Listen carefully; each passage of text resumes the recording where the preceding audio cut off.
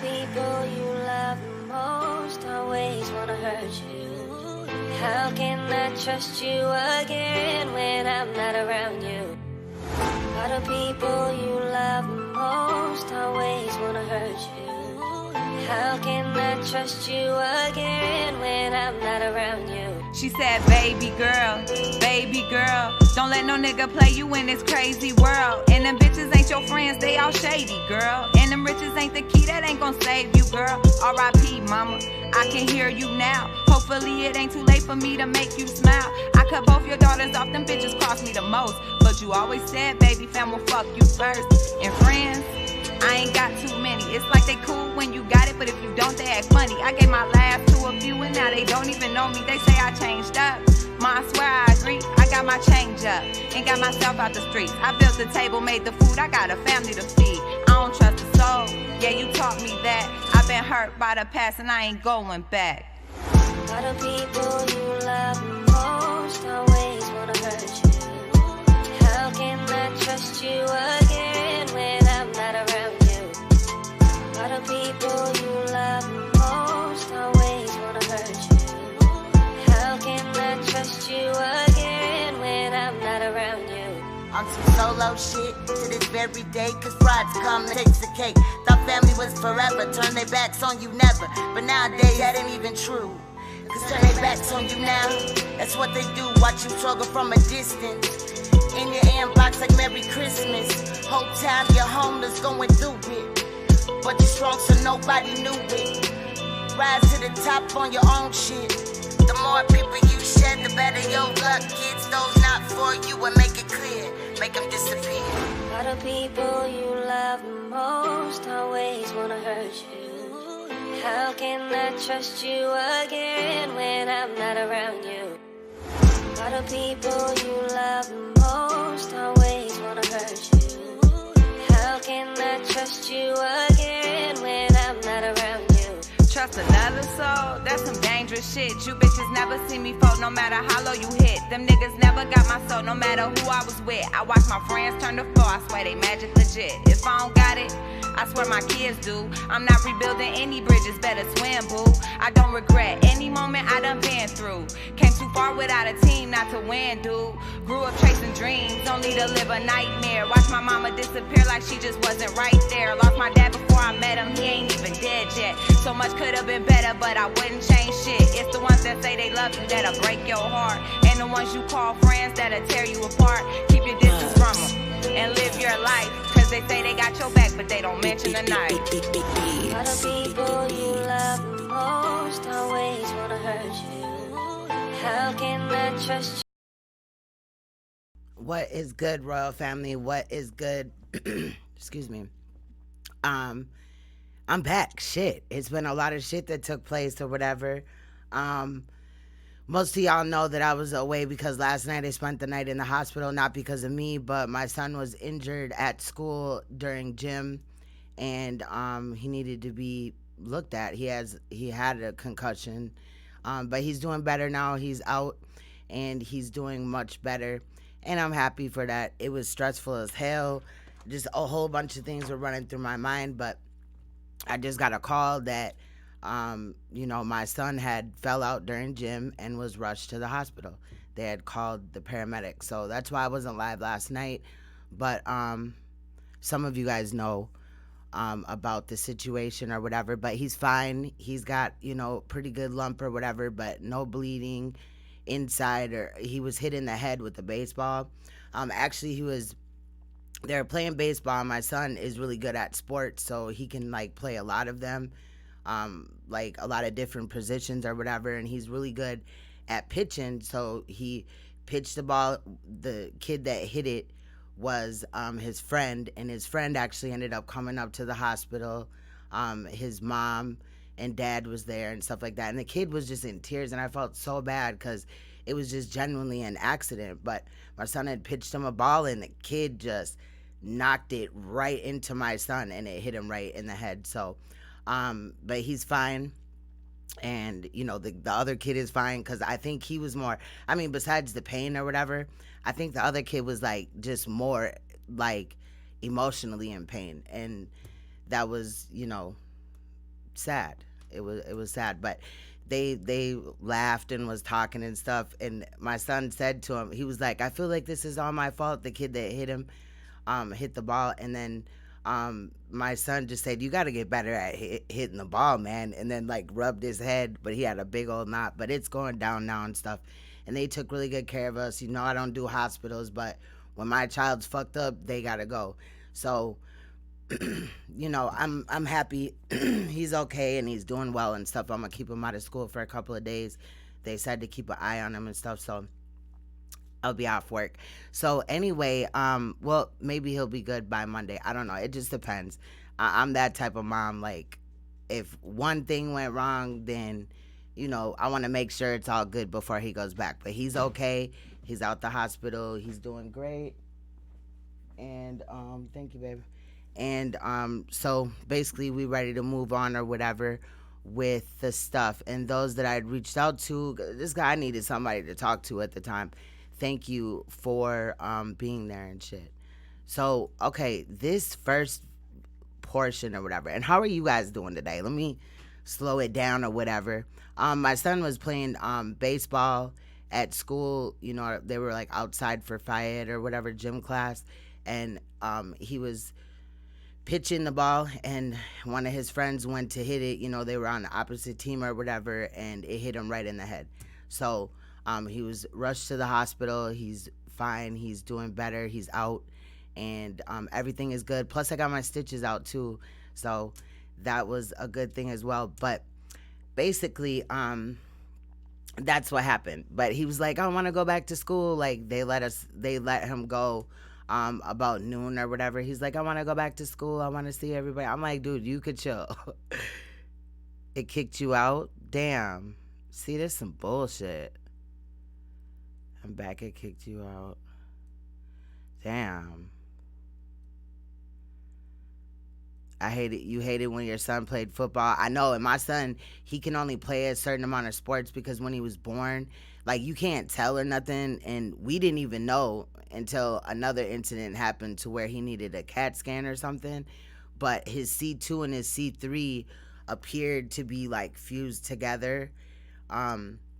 But that was like when he was 2, and the doctor said normally you grow out of it, but if it doesn't fix itself, if he would have been playing like football and been tackled, he could have like broke his neck and died or been paralyzed or something. And I was like totally scared of that. But I thought like baseball, you know, relatively was safe, but I guess not.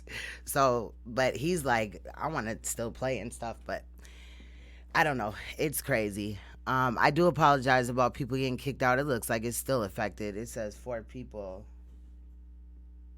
What the fuck? In here. I don't know why it's doing that, because I got everything is connected. It's no issues. It says we've been live for 8 hours and 32 minutes. Wow. 8 minutes and 37 seconds now.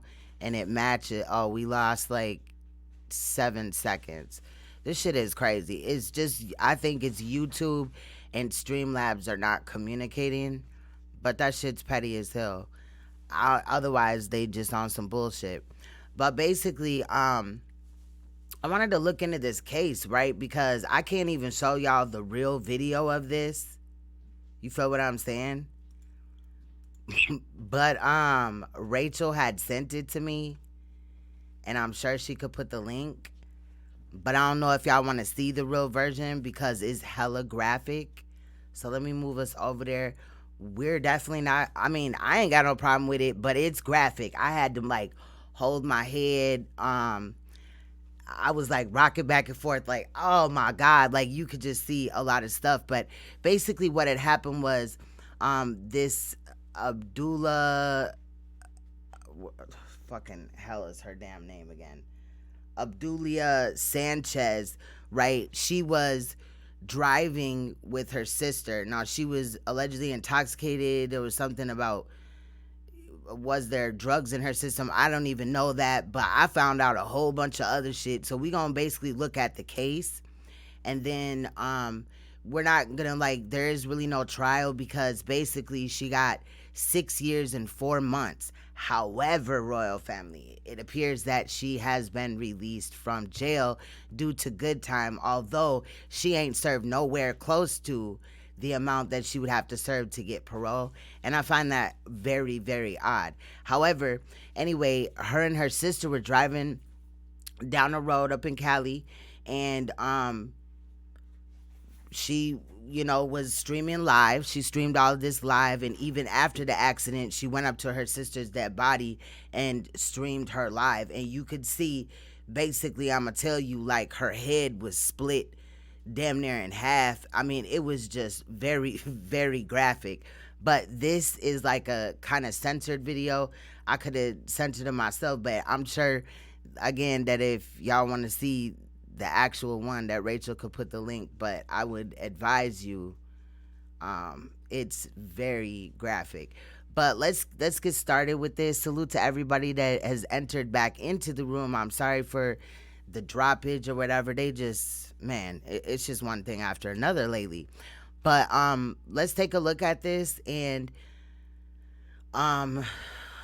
this case is crazy.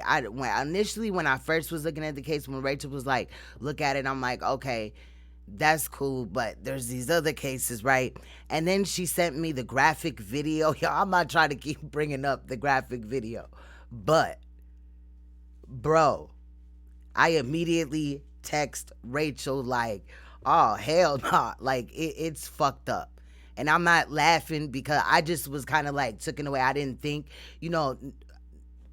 normally when people tell me that something's graphic, I'm like, oh, that ain't that bad. But no, it was horrible.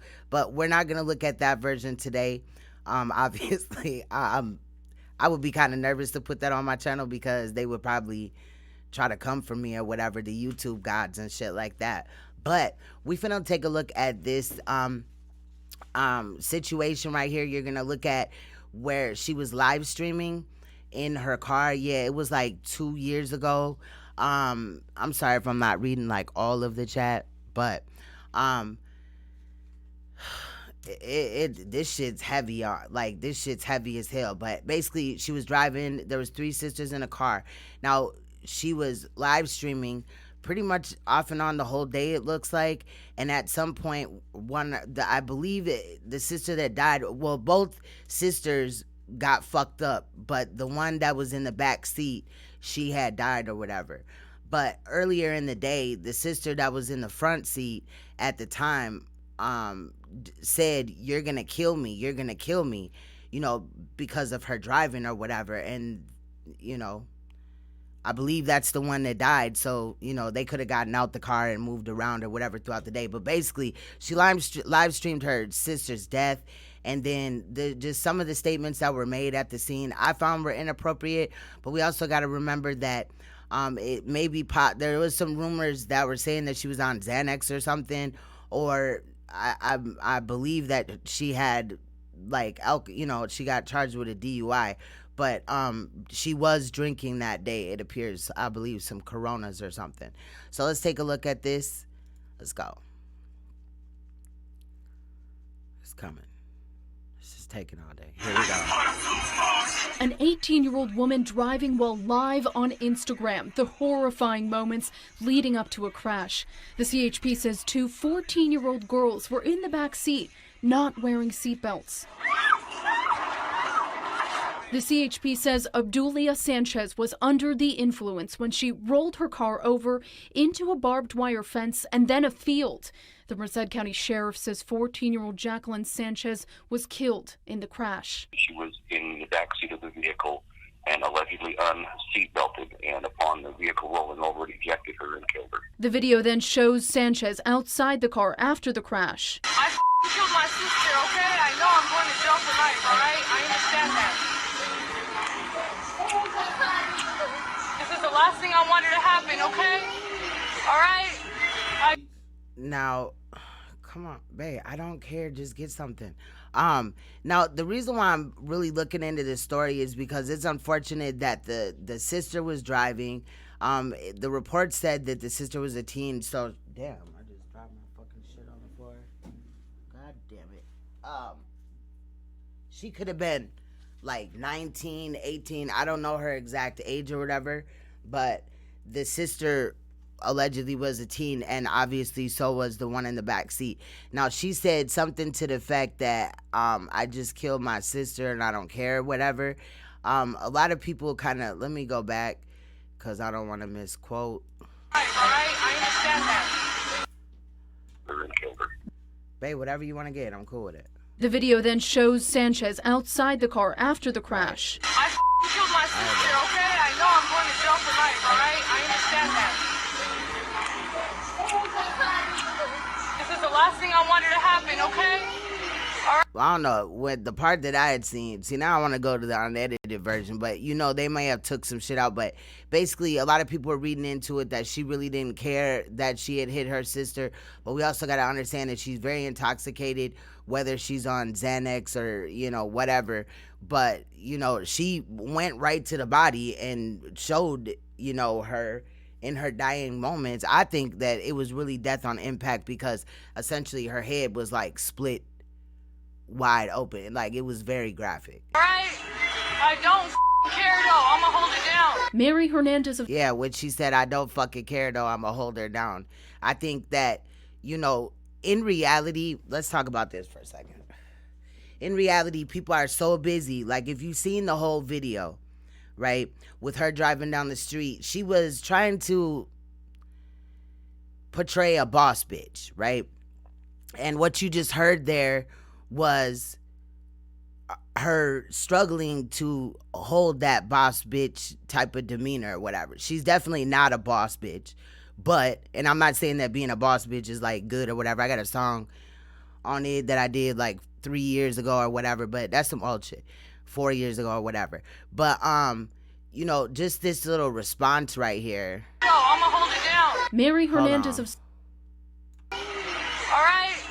I don't care, though. I'm going to hold it down. Mary Hernandez. Like, I don't care, though, I'm gonna hold her down, right? But also meaning, like, I don't care, though, like, I'll do that time or whatever, la, la, la, whatever. And I really just feel like at the moment, you know, people are watching the live stream, and she definitely was trying to portray herself to be something that she wasn't. Even driving on the street, like, she was very exaggerated with her movements and stuff like that. And I just really honed in on that she's trying to portray, and a lot of people do that when they get online. They portray that they're big bad or you know, smarter than what they are, like know-it-alls or whatever. There's a lot of different categories, right? But in reality, this like kind of clout chasing type of shit where you just do like crazy ass things in live streams, this is a situation we're gonna talk about, because if she wouldn't have been driving all crazy like that, her sister would have had her life, you know what I mean? And again, I want to state that she only got 6 years and 4 months, however, is out on, you know, out on parole. And this literally just happened like 2 years ago. Hernandez of Stockton recorded the live stream. At first, we didn't even want to believe it was real. Like, we were like, oh, no, that's makeup. They're just, you know, I don't know. It was just crazy.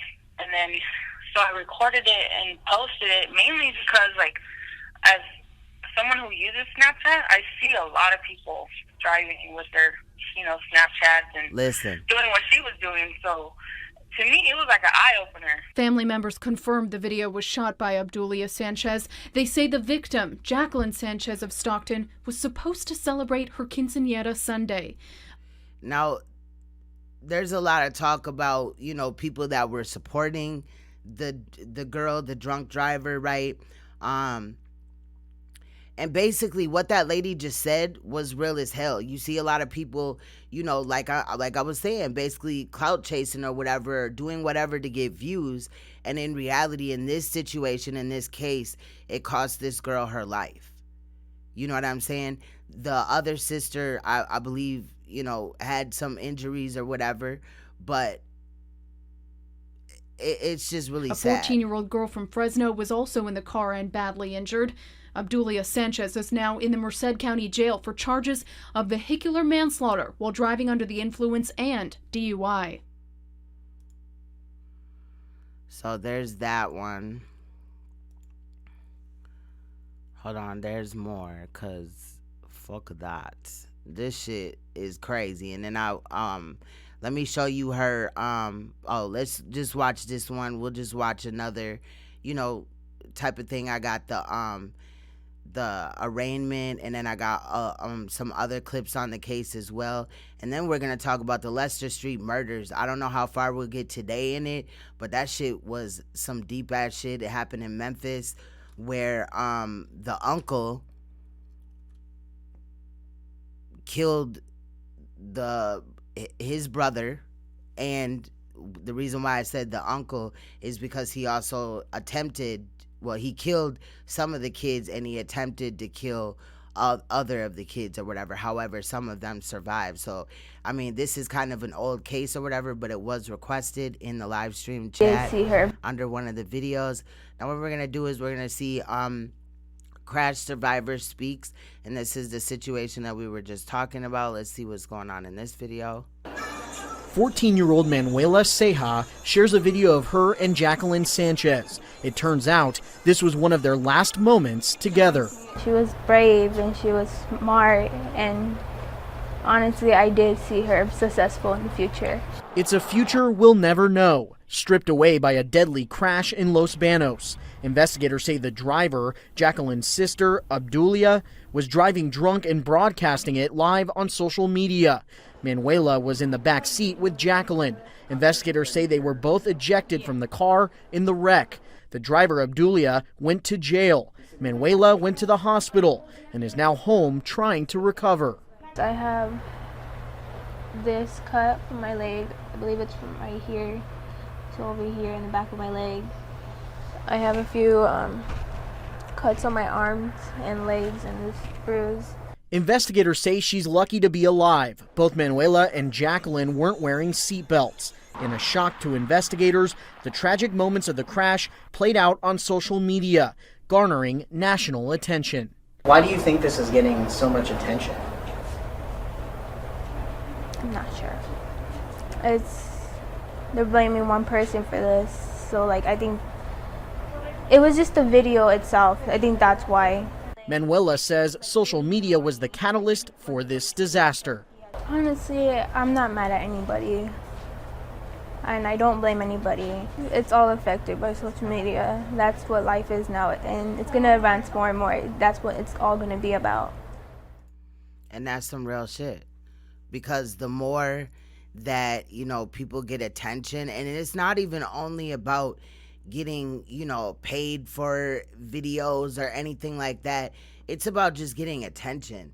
People look at, and I'm not talking about anybody in specific when I say this, but people look at likes and views and subscribers and followers and all this and that, right?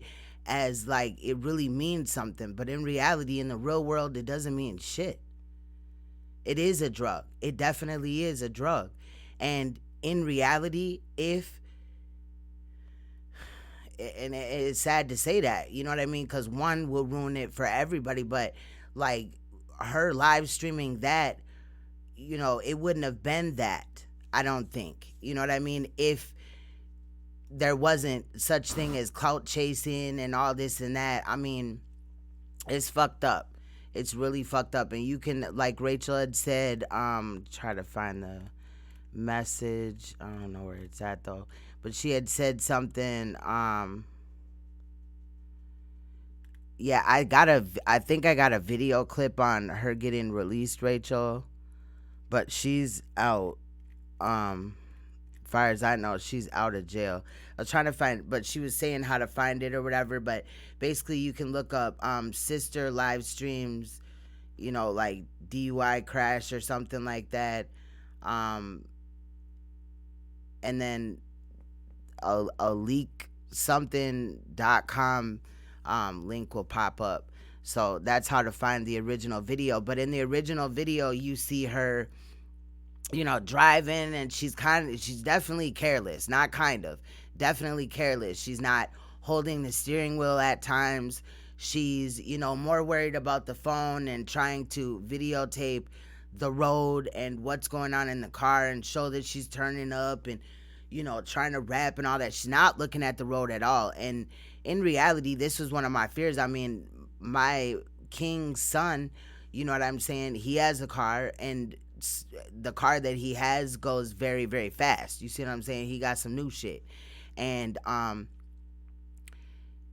he drives sometimes erratic or whatever. So, you know what I mean? I had let him know about this case or whatever, and I had definitely shared the video and didn't even warn him, like, look what can happen type of shit. Okay, you ain't have to do that, Rachel. You ain't have to do that. But salute. You know what I'm saying? Because that video right there, even leading up to, like, you don't have to watch, like, the very end part, because that's the graphic part. But in the beginning, you'll see that the girl is literally, you know what I'm saying, just careless as hell on the road. And again, this would not have happened if there was not such a thing of clout chasing for the media. You know what I mean? I'm not saying that she should have, I don't know what she should have got in reality, because, I mean, it's her sister. I'm not saying that that should be any light, but how in the fuck is this girl out? That's just crazy, but we'll get to that, because there's some other shit about this girl, too, that I don't think everybody knows. But I had ran across some information, so we'll take a look at that. Afternoon. Around right here, you're gonna see OBDULIA Sanchez pleads not guilty, and this is just the arraignment hearing, her first court date. So we're just gonna listen in. It's conveniently 3 minutes and 33 seconds. So let's go. Your name, ma'am? No. Can you hear me? There we go. Oh, Miss Spicy, Spicy Kai, I'm not playing the graphic one. Rachel above, she had shared the link if you would like to watch it. I don't want to get my stream flagged, but it is very graphic. And the graphic part is at like the very end of the video, probably like the last 50 seconds-ish. But if you watch just the beginning, like up until the crash, like where the car, because the car like flips like 4 times or whatever. But if you watch up to that part and then just don't go any further, you could definitely see how she was in that video, and very just careless, and, you know, it's sad. But this is the arraignment hearing following that event that happened. Can you hear me? Sir. Your name, please? Julia Sanchez. All right. Is that your true and correct name, Miss Sanchez? That's All right. You're here today for arraignment on a felony complaint. You're charged in count 1 with gross vehicular manslaughter while intoxicated. That's a felony offense under Penal Code Section 191.5 Subdivision A. Count 2 charges you with vehicular manslaughter. Now, I was thinking, I don't mean to, because I want you guys to notice this. I don't know what's going on with her eyes, but that's what kind of made me feel like Xanax, because, see, Xanax, when, and I know that there was obviously, like, they did a panel or whatever, but I had also seen some information that may have stated that she was on Xanax or something like that. But anyway, the way that she's moving her eyes, right? I thought for a minute that maybe she could read off of the screen, like maybe there was like closed caption or something, and that's what her eyes was moving like that for. But I'm not really sure in reality, because it does look weird, and if you peep it, you know, it looks weird. Under 192 Subdivision C, Subdivision 1 of the Penal Code, count 3 charges you with driving under the influence of an alcoholic beverage causing injury. That's a felony offense. There's an enhancement, special allegation for causing great bodily injury, and that is on the victim, MS.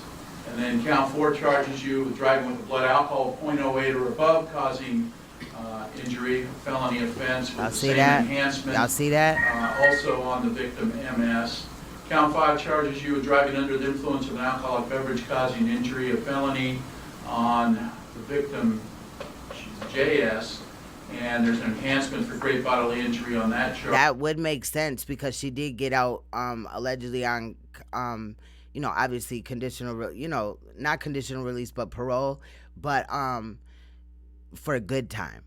So that she would have to go to a halfway house. But there's a lot of shit about this case, because allegedly the reason why this girl is like doing drugs and all fucked up. What's good, Mr. Skinny? Salute to everybody that I haven't said hi to. It's not on purpose. But allegedly the reason why she was doing all this, or this came up in the thing that, and we'll look at a little bit of that, but allegedly like her dad was sex trafficking her or some shit. Now I looked for more information, but it was like, then, you know, I'm in the hospital, I'm dealing with tests and shit like that, not for me, for my son, but you know, so my time, or my not, I wouldn't say patience, but just, you know, the time that I really had to just look, like, all the way look deeper in this case. So we might readdress this at another time, but I just wanted to at least talk about it. Charge also, and count 6 charges you with felony driving with a .08 blood alcohol Look at her eyes, y'all. Injury, felony offense also on JS with the same enhancement. Do you understand the charges? A little bit.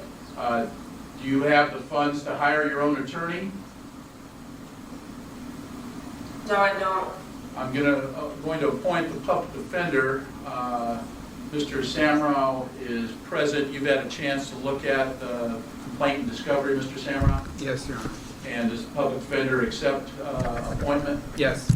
All right. And Mr. Min, you're here on behalf of people? Yes. All right. At this time, Mr. Samrow, you waive further reading of the complaint and advisement of rights? Yes. And did you want to enter not guilty pleas at this time? Yes, and deny all enhancements. Not guilty pleas are entered. All enhancements are denied. What would you like to do now? You want to come back on Friday? At this point, we're not willing to waive time. Time is not waived. I did suggest with Mr. Min setting a prelim on August 9th. I think that would be the 10th day. But we do also want to come back this Friday for a field review hearing. All right, so we'll set a preliminary hearing for August 9th in this department, and that'll be at 1:30. And then we'll set... See, that pissed her off, because she just thought she was just going to get out after taking her sister's life. And I don't know why. Now, I will say that it appears, right, that she, at some point, right, she got off the live stream, right? And it looks like, I don't know, this is what the word is going around or whatever. And I'm kind of like side-eyeing this case in a little bit, but let's just address what we've been told, right? So allegedly, okay, she's live streaming down the street, right? She allegedly stops the live stream, calls 911, then gets back on live stream, goes up to the sister and is like, if I go to jail, blah, blah, blah, what you seen in the other video, then this is why. And shows the phone, like, shows her sister, right? Flips the camera, shows her sister laying there with her fucking head, like, split the fuck open. So I'm just surprised why she just thought that she was just gonna get right back out or whatever. She don't look sad to me. Bail review. Like, you just lost a whole sister and shit. You more worried about, bro. Prelim for this Friday, which is July 28th, and that would be at 9:30. Anything else? Not at this time. Oh, I'm sorry. I'm going to set bail at the standard. Yeah, she was already live streaming, then the accident happened. But, and I don't see how that could have been, but unless somebody had, like, spliced the video, you know, like you took one portion of the video and then another portion. But allegedly, what do you feel about that, Nicolette, that she had paused the live stream or got off the live stream, you know, ended it to call 911 and then got back on? Because I just don't know. What I saw was just a whole video, but that you could have just put two, well, not you, but they could have just put two videos together, or the two portions or whatever. So I don't know. For these charges, which is $560,000. Thank you. Right, that's what I'm saying. Okay, that's what I'm saying. All right. That makes sense, Nicolette. We'll see you in person on Friday. Your attorney will be able to talk to you then. Thank you, ma'am. Thank you. All right, so we got that one, right? All right, well, this shit gets deeper. Now, some of these is going to be, like, maybe out of order or whatever. And then this one, Let me play this one. This is another case, but this shit fucked me up, bro. So this lady right here, right? 4 years ago. We're gonna get back to the OBDULIA one, but in looking for the OBDULIA, like some more info on it, right? I ran into this case. And this case is DUI driver sentenced in wrong way crash that killed sister and 5 others. Her sister and 5 others. Let's take a listen. Accused of killing her sister and mind you, the woman is in a wheelchair now for the rest of her life and killed all these people. However, she got 30 years 5 other people in a for all deaths. Wrong way drunk driving crash. Olivia Colbreth slammed head-on into another car on the 60 freeway in Diamond Bar. Yes, she was the sole survivor. CBS 2's Dave Lopez was in court for Colbreth's sentencing, and he joins us live from downtown LA. Dave? Well, Pat, behind me you can see the lights of the courthouse where all of this drama played out. 30 years for taking 6 lives. A nightmare that has gone on now for more than 4 years. They walked in and saw us crying, and I told them, they're dead. They're all dead. Through tears, Mary Mejia addressed the court today, never once looking at Olivia Colbreth, the woman who more than 4 years ago killed Miss Mejia's mother, father, sister, and grandmother. I saw the window shattered with my grandmother's wheelchair in the back. It was a horrific scene. Westbound 60 freeway in Diamond Bar, 4:45 a.m., February 9th, 2014. Miss Colbreth, who was drunk at the time, was driving 100 miles an hour the wrong way before smashing head-on into the SUV occupied by the Mejia family. I felt like my heart was ripped out of my chest and burned. The 2 people in the car with Miss Colbreth, her best friend and her older sister, died at the scene. Miss Colbreth, who's confined to a wheelchair now, was the only one who survived the impact. No words can convey how my heart feels. Miss Colbreth is 25. The drunk driving accident occurred 11 days after she had given birth to a baby boy. 3 hours after the accident, her blood alcohol level was 0.15, nearly double the legal limit. So she had a baby 11 days before this situation. Now, she wasn't live streaming. However, she was going over 100 fucking miles down the road. Good thing, I mean, hopefully, you know, obviously her baby wasn't in the car, but her son is gonna be like fucking grown as hell by the time she gets out, bro. That shit is fucked up. And on top of it, she's only getting 30 years. I like don't understand how you kill 6 people and you get only 30 years. Oh, that was so long. When she was 16, she was arrested for drunk driving. Where could you possibly be going, right? That you need to drive 100 miles per hour. Mind you, my son just got hurt at school yesterday, and I got a call stating that I need to get up to the hospital. Mind you, I wanted to drive like a bat out of hell, but I'm no good for my son if I kill myself on the way there.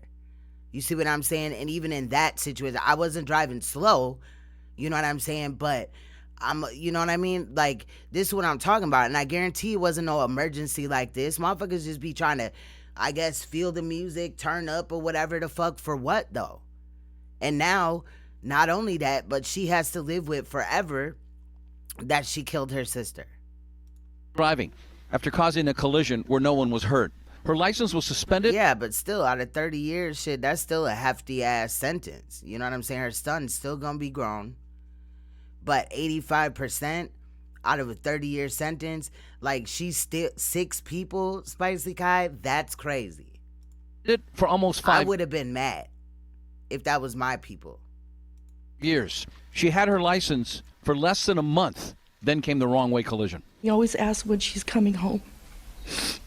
He jumps up on the little... I don't know, Spicy. This is L.A., but you in L.A., aren't you? ...shelf and tries to move the glass. The mother of Olivia Colbreth describing the reaction of her son when he's taken to visit his mom in jail. Ms. Colbreth received a term of 30 years. I agree, Patty. Patty said, if you choose to drive drunk or high and kill someone, you should have to suffer the consequences as if you shot.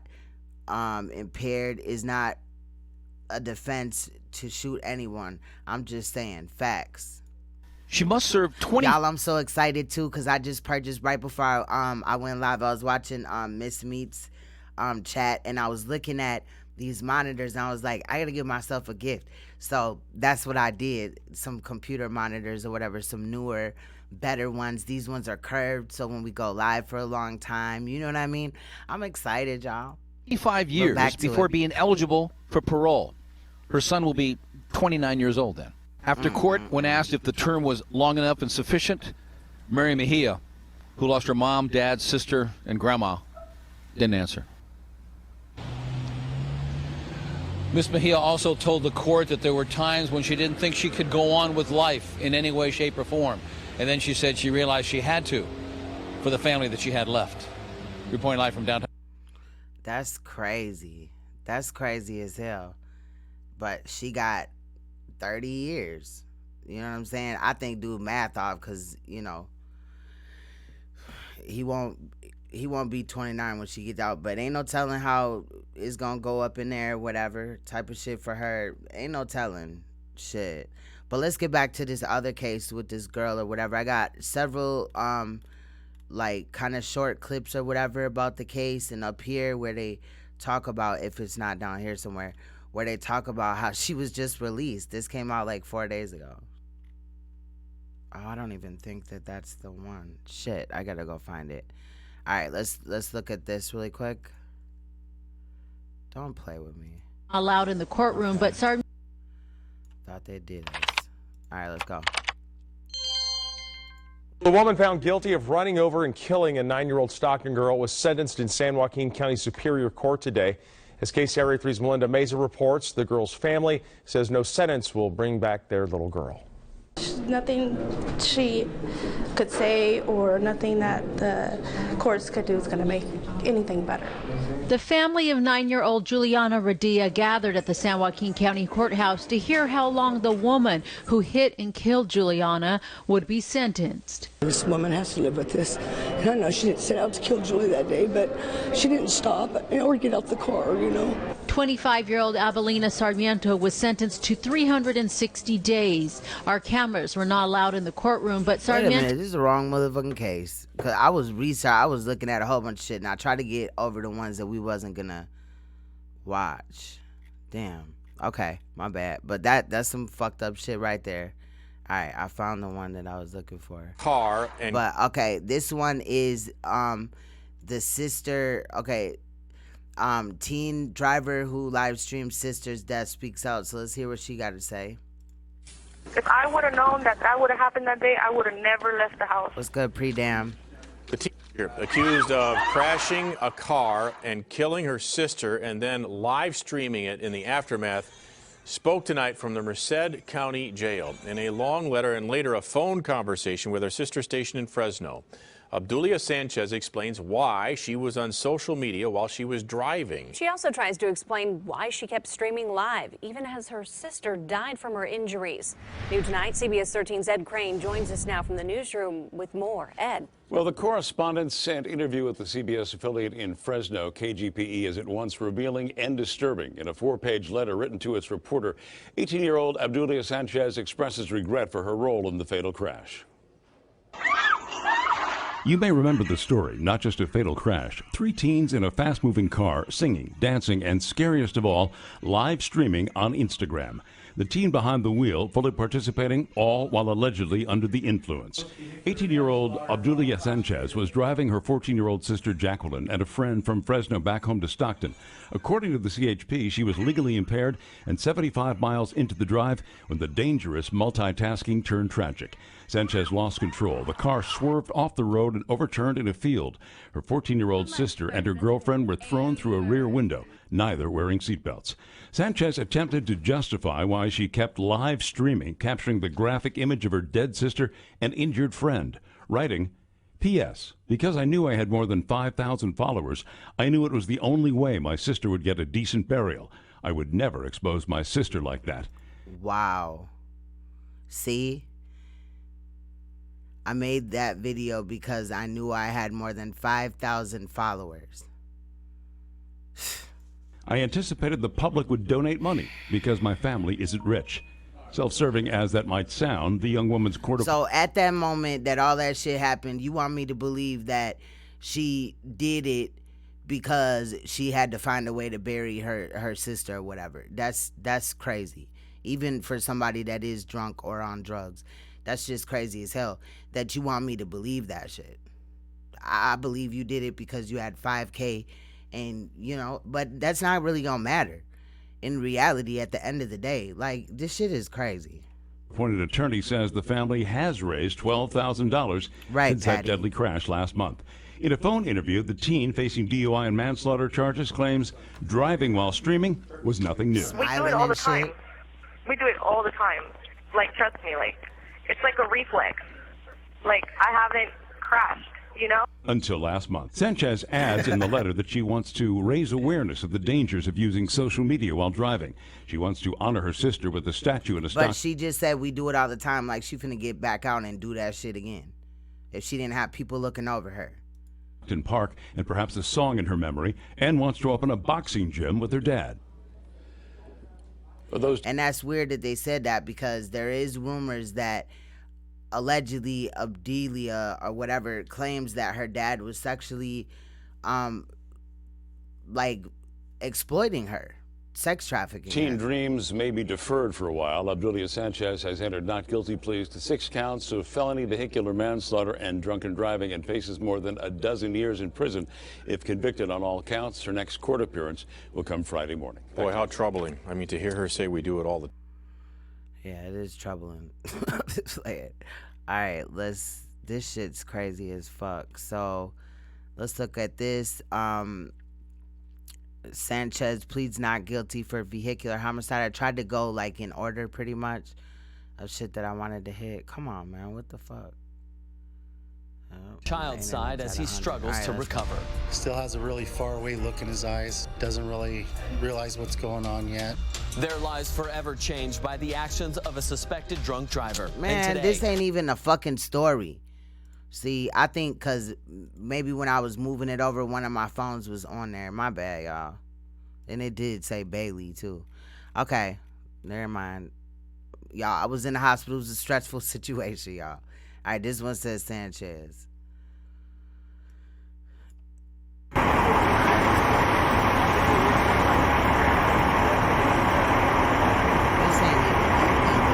This a different Sanchez. See, I should have, y'all gotta bear with me a little bit, cause, girl, I was stressed out. All right, now this is proof right here. I know that this is her, but this is proof right here that, it was people that was defending her, bro. This all right, like guys, a so little if you gamer. haven't heard about Abdullah Sanchez and the story behind it, please. He only got one ear of audio, but basically it's only a 5-minute video. So let's just hear him out though, because he do got like little receipts or whatever. I guess there was like a Facebook group that was made for her and all type of shit.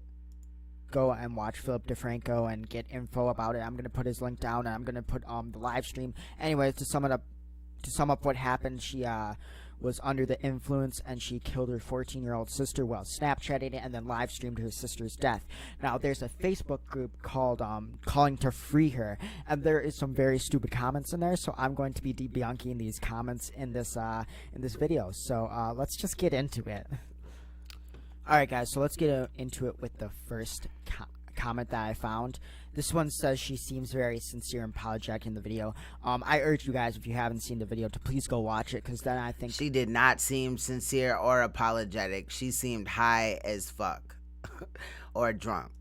The people who are for this girl will understand and grasp the situation. She was not sincere or apologetic. She was posing with the body, moving around. Right, JT, for real. If you're gonna be dumb, you gotta be tough. Real shit. Don't get to crying and getting all sad as hell because you in jail. You done killed somebody doing some dumbass shit.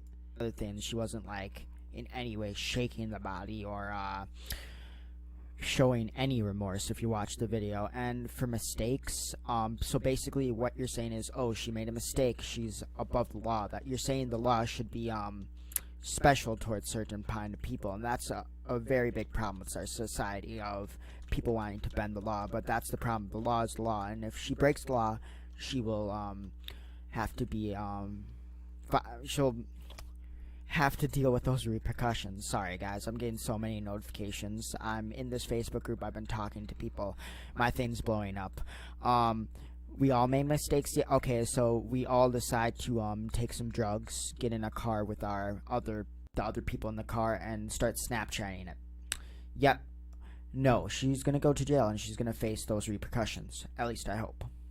Okay, so let's move into our second comment now.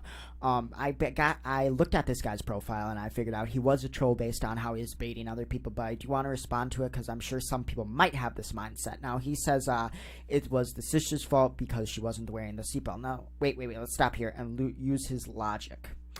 What if the sister wasn't Snapchatting and on drugs? Then, you know what? It wouldn't have mattered.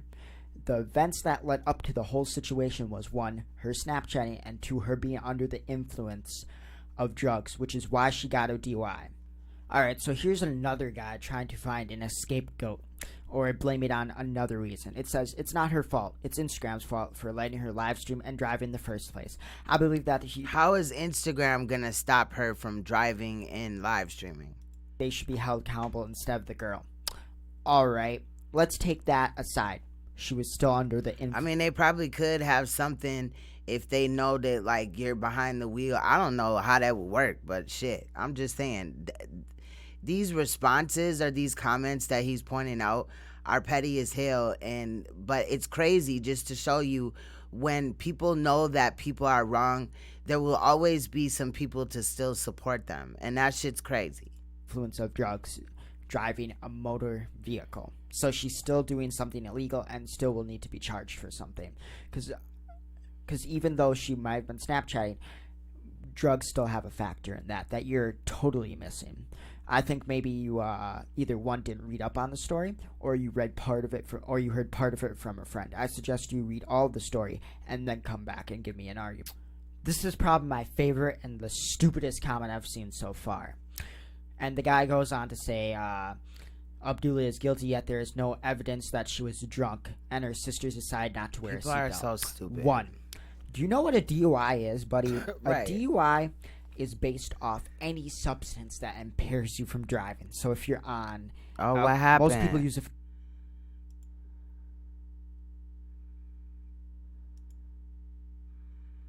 Oh, what the hell just happened? G-Dub, I don't know what happened. You were just timed out for 300 seconds. So I can't reverse it, but it was probably an accident. SMTH, what happened?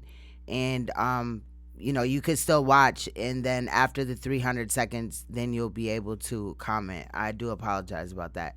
You guys, if you guys are multitasking or whatever, just make sure that, you know, it's no way that you could accidentally block somebody or for alcohol, put them on timeout. Can be used for any drug, cocaine, heroin, or the pills that she was on. Her sister deciding not to wear a seatbelt was not the problem. Her reckless driving led to her sister being flung through the window. If she was not... Yeah, because the sister that was driving didn't have a seatbelt on either. And it's weird when it happens like that. You know what I mean? That shit's recklessly crazy. Driving. She would not be in this situation, you fucking idiot. Now, good thing that I'm not a lawyer. Good thing you're not a fucking prosecutor, because of how stupid you are and how you don't even understand the simplest of laws and other things like a DUI shows me how stupid you are and how easy it is to debunk your comment. Alright guys, so those are just the basic comments. Alright, so we're gonna leave it at that. But just to I just wanted to show that, again, even when people know that people are wrong or whatever, you know, opinions matter, I guess, but I just don't see how you would have came up with those opinions in that case. Now, hopefully these is all, because I think what happened was when I was marking them or trying to put, because I was on another page and then I had to bring them over to this page. So, you know, I think because this account is on premium, so if I like leave the account, it still plays like on my phone or whatever, and it will like play in the background of my phone. Not always like the sound, but it will just go to the next video, and then if I don't respond after that, it will cut off. Good So morning. I think that's yeah, what happened with them other clips. I do apologize. Okay, so let me see. I don't know. Victims, one of them survived, and his daughter spoke to us. But in the meantime, This a different one. Okay, because then when I was researching Jessie Dotson, right? I remember the case and everything like that. But we're gonna skip off that. But I remember the case, but I was like looking for footage and stuff like that. And then it was this dude that like got killed in a car accident, and his name was Jessie Dotson. So I was just like, what? Because I had seen a video where it said Jessie Dotson's, the next case that we're going to look at, daughter spoke out about her dad's death. So I was like, what? And if you knew anything about the case, Jessie Dotson was, sentenced to the death penalty 6 times because he took 6 people's life.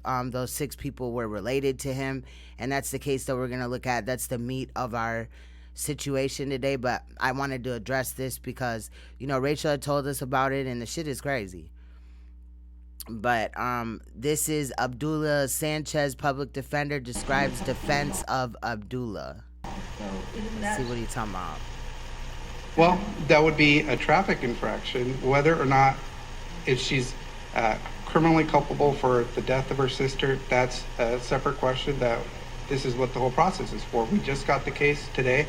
The district attorney's office was somewhat unusually delayed in filing the charges. Usually they have about 48 hours. That's constitutionally required. In this case, they took about 72 hours. So they're a little bit behind the ball. We just got the case today, and we're going to begin going from here. And they allegedly had screwed up her the results or whatever for like the drug panel, and that may have played a part in it. I remember hearing something about that as well.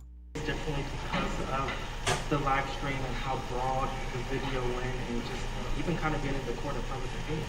Well, I think that in addressing that, I think that it's very unfortunate that so. Yes, Queen Meme 6. I always be messing up. I don't know if it's Meme 6, but 6 death penalties.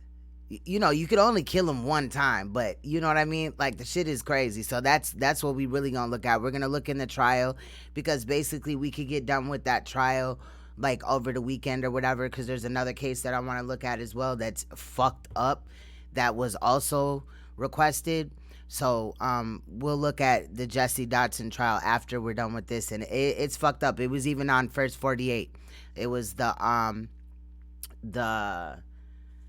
Leicester Street Massacre. If you look it up, Jessie Dotson, JESSIE DOTSON. But we're gonna look at a lot of that information because I'd actually found Mr. Stone, who had kind of edited the information from the First 48 episode in a way that he was able to upload it. So we'll take a look at that as well. So many people would So rush. you don't even got to go nowhere to get no information. We're going to be right here. We're going to look at that, and then we'll jump into the trial and stuff. But let's clear this case first, because there's a little bit of more information I want y'all to know. But this is the attorney of Abdullah Sanchez, the sister that live streamed her sister's death after crashing and flipping a car over 4 times and causing her death and, her friend or whatever's injuries or whatever to her leg. To judge Ms. Sanchez in this case based on a few minutes of a video clip when she's a very young 18-year-old woman. They've never walked a single step in her shoes. They don't know how she's been a foster child. They don't know that she's been the victim of human sex trafficking. They don't know these things about her. Is that true? Yes. Well, tell us more about that.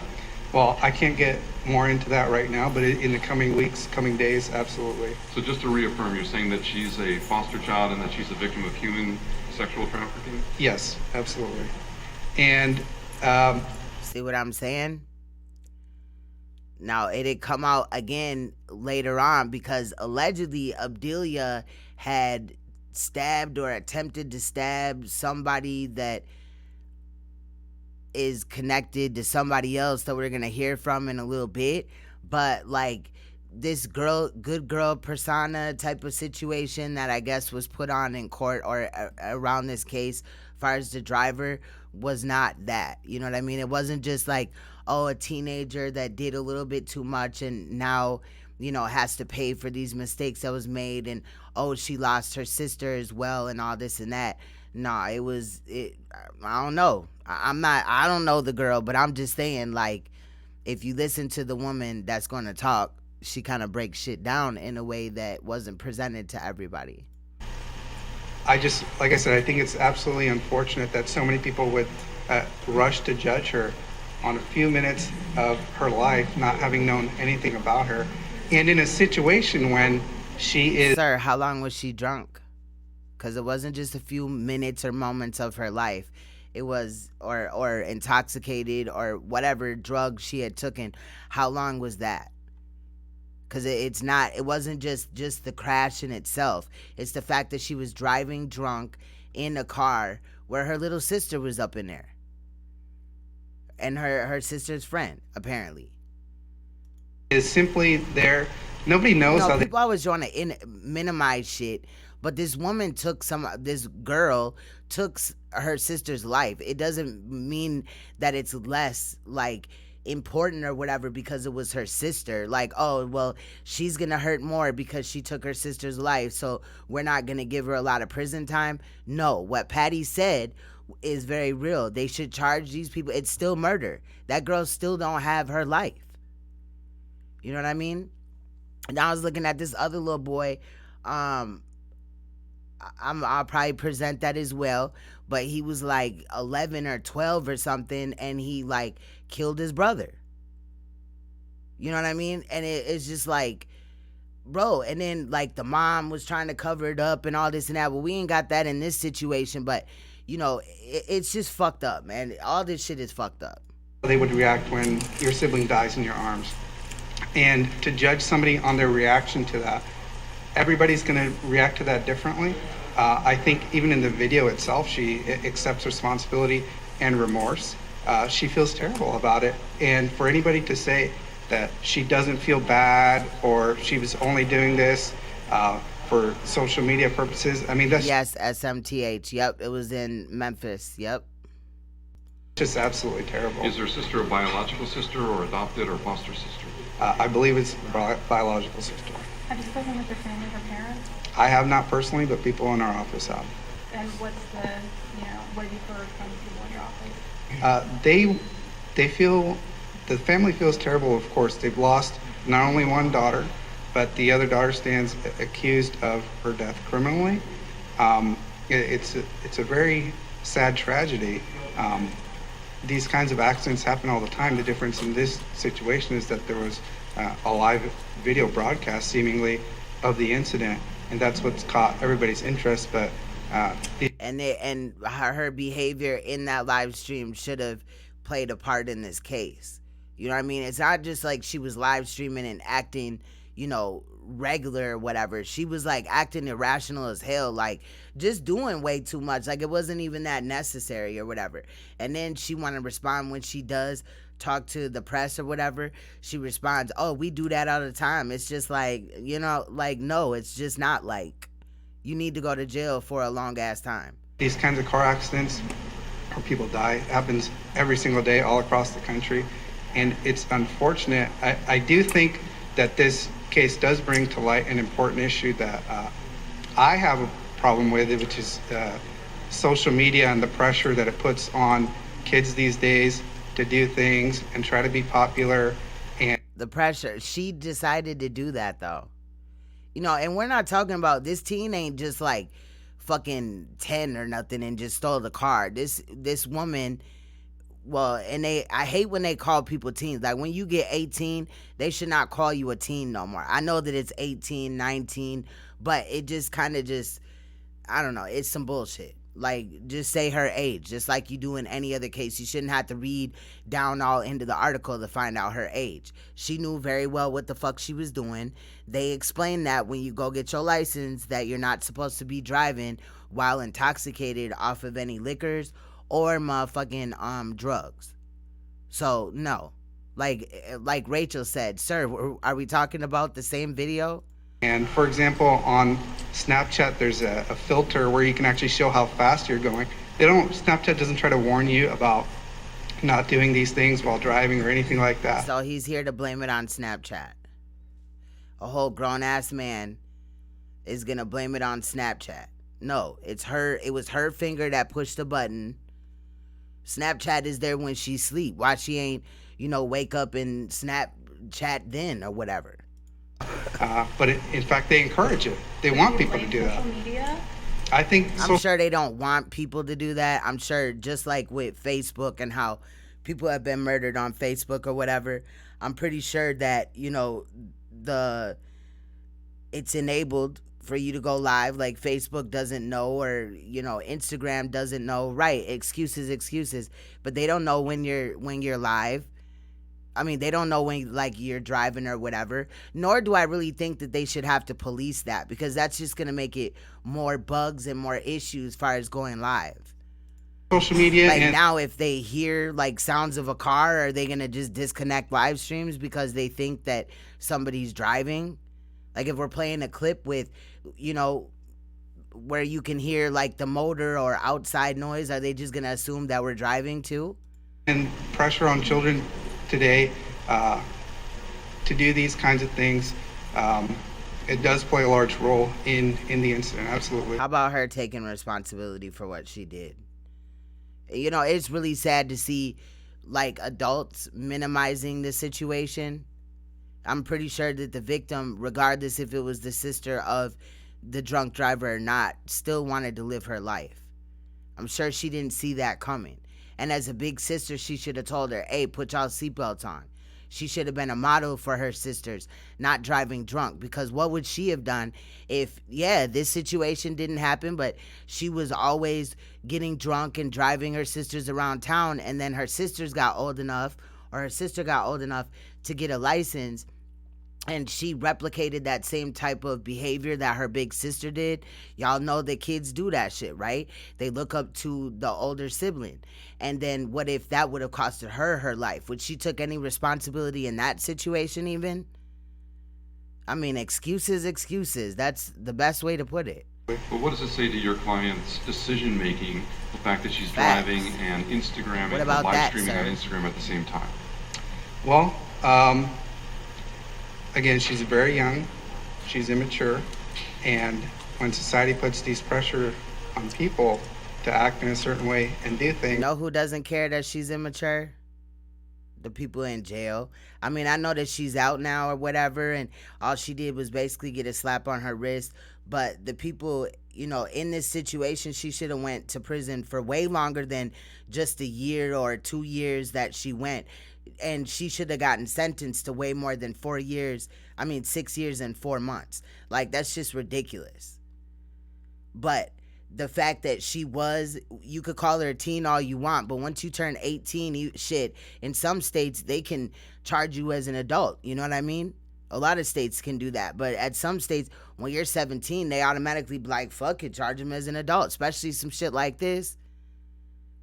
So the court wouldn't have cared that she was immature and all that shit like that. In reality, it shouldn't have.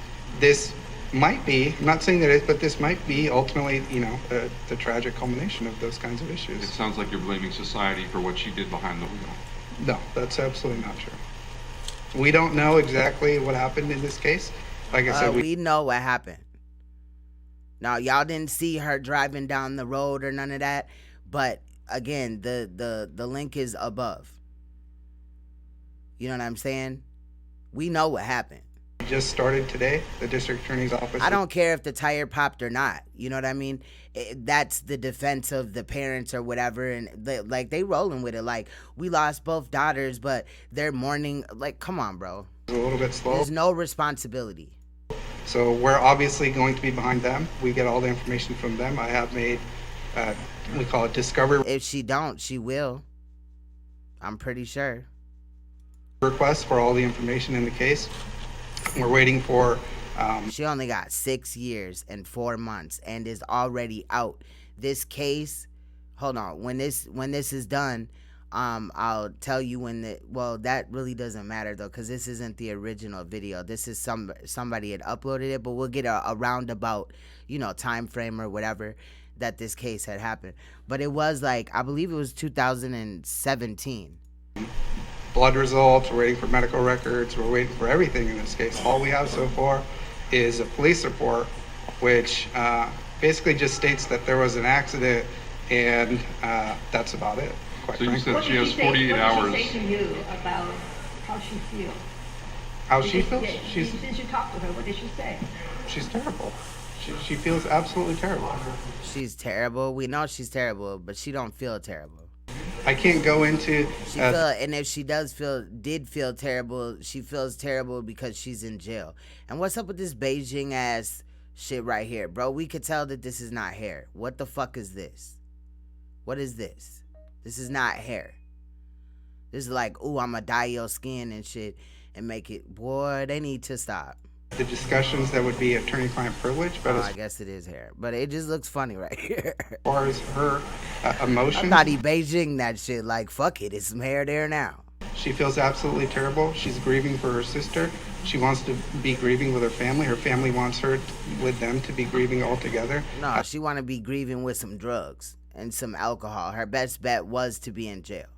Because if there was secretly any guilt of this, she probably would have used more because of this situation, because she because of peer pressure and all that, since we're blaming everything on that, she wouldn't have felt like she could just be all fucked up around her friends, oh damn, and show her real emotions or whatever. You know what I'm saying? She still would have been like, shit, it don't matter. I'm a real ass bitch, so I'm gonna go to jail though. You know what I'm saying? I'm gonna do my time. I'm gonna hold my sister down. I love her. Bro, she cloud chased her sister's death, bro. That's trash. It's an absolute tragedy. What do you hope to do on Friday? You're gonna try and get her dues. What kind of goes into price? On Friday, we'll be asking the judge to consider reducing bail or consider releasing her from jail. Again, everybody is presumed innocent until proven guilty.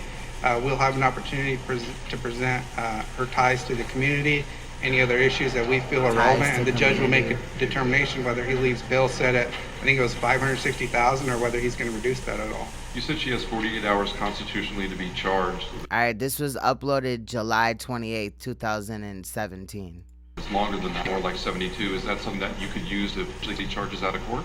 No. Unfortunately, there's really no recourse for that other than some sort of civil rights remedy. It wouldn't make any difference in the criminal case. Is that her family in court? Do you know, were they in court today? They were not in court today. We spoke with them over the noon lunch hour, and they just didn't have enough notice of today's arraignment to be here, unfortunately. So that's why we chose Friday for the Bureau review hearing, and her family, we expect them to be present. What else did they need to do that was more important? You already lost one of your daughters. What else did you have to motherfucking do? This shit is crazy. This ain't it. This ain't that one. All right, so Abdullah. So this is the district attorney is gonna explain the case against Abdullah. All intoxicated. So let's listen to this really quick. I don't know if the audio messes up. Let me know, because I didn't watch this clip. I didn't watch it on my cell phone. I had watched it on my son's tablet because he was getting tested, and my shit was acting kind of funny. My phone and shit. So let me know. Just tell me. I know the audio is kind of shifty. That's what made me say it, but Tell us what happened in court today. OBDULIA Sanchez was arraigned and given 2 court dates, one for this Friday for bail review and another for a preliminary hearing. What is she charged with? She's charged. You got deported. What the fuck? No good, G-Up. With gross Hey, vehicular George. manslaughter while intoxicated, gross vehicular manslaughter, which is an alternative count, Hey, and then question 4 separate everything. counts of driving under the influence causing injury with great bodily enhancements, great bodily injury enhancements on all those counts. What are the penalties if she's found guilty on all those charges? As charged right now, the penalties could possibly be somewhere in the range of 13 years, 8 months. Have you ever seen anything like this before? Well, I've been doing this for 30 years. I've seen lots of things. The only thing unusual about this particular case is it was videotaped while it was happening. So that's unusual. Can you describe what she was doing while this accident came about? Can you give us a little background Well, in your words? of course, that's all going to be a factual determination by the court, but it appeared upon my review that she was driving erratically and not holding the wheel of the car and not paying attention to her driving. So. And also live streaming while driving? Apparently so, yes. Isn't it a crime in California to drive while using a cell phone? Sure, yeah. Is that an extra charge you could be considering? Well, it's an infraction, so. Well, they need to hit her with the book. Shit. Real talk. Real talk. Do you guys have a blood alcohol content? Yes, we do, from the medical records. It was a .10. So where was she posting her live stream? Can you describe a little bit the live stream? Instagram, I believe. You had a statement this morning. You had some pretty strong language for her activity. Can you recap that a little bit for us? What do you make of that video of her driving? Well, it reflects some depravity and some stupidity and that sort of thing. It's shocking behavior, no question about it. Our office intends to take it very seriously. Outside of the live streaming, after the fact, when her sister was on the ground dead and she was continuing to say, you know, I'm going to prison, I don't care. What do you make of that? Well, I suppose that was the guilt talking. Do you think she was remorseful about what happened? I have no way of gauging that. But from what she was This is the first one. This Abdullah Sanchez, the lady or whatever. Well, this ain't the lady, but this a woman that when like a year ago or whatever, she a year and a half ago was basically driving. She was live streaming. Lost control of the car flipped 4 times. Her sister died in the car. She live streamed her body, and so that's what we're kind of looking at right now. But we're gonna get to Jessie Dotson after we're done with this portion, with what I need to bring to the table on it. live streaming all her comments. I have no idea. I have no way of gauging whether she was remorseful or not. Because, as you know, people can feign remorsefulness. Have you been in contact with the family, or has the family contacted you about? I have not been in contact with them, and they have not contacted us, or at least as far as I know. Was the family in the courtroom? I don't know. In your 30 years of being a prosecutor, this is the first time you've ever had a case like this that involves live streaming an accident while it happened? As far as I know, yes. As I indicated, I mean, I've been doing this for 30 years, so depravity and callousness and stupidity is no surprise to me at all. The only thing that's new and different is the live streaming. Well, because it was live streamed, was it shocking that the public defender pled not guilty on all the charges? Oh no, the public defender should be pleading not guilty on all the charges. She's entitled to a defense, and that's what they do. So. Since the family is also the victim's family as well as the suspect's family, are you going to approach them differently, help them, but also how does that work? That's a complicated matter, and that's one I can't address at this point. A lot depends on their attitude. So the preliminary hearing is August 9th. If this does go to trial, what would be a likely trial date? Weeks, months, years? There's no way to know at this point. It depends on whether time's waived and that sort of thing. If it went to preliminary hearing on the 9th and a preliminary hearing was actually done, arraignment would occur 15 days after that on the information. What's good, Tanetta? What is good with you, King? Salute to Sonetta. A trial could be set and could go within 60 days after that, but who knows at this point. And just to review, 6 felony counts or 5? 6 counts altogether. Yes. And can you reiterate them one more time, please? Gross vehicular manslaughter while intoxicated, gross vehicular manslaughter, and 4 counts of driving under the influence with injury, and all 4 of those have great bodily injury enhancements attached to them. We're just looking at a case right now, this lady named OBDULIA Sanchez, Sonetta, where she had live streamed a car. Well, she was live streaming, lost control of her vehicle.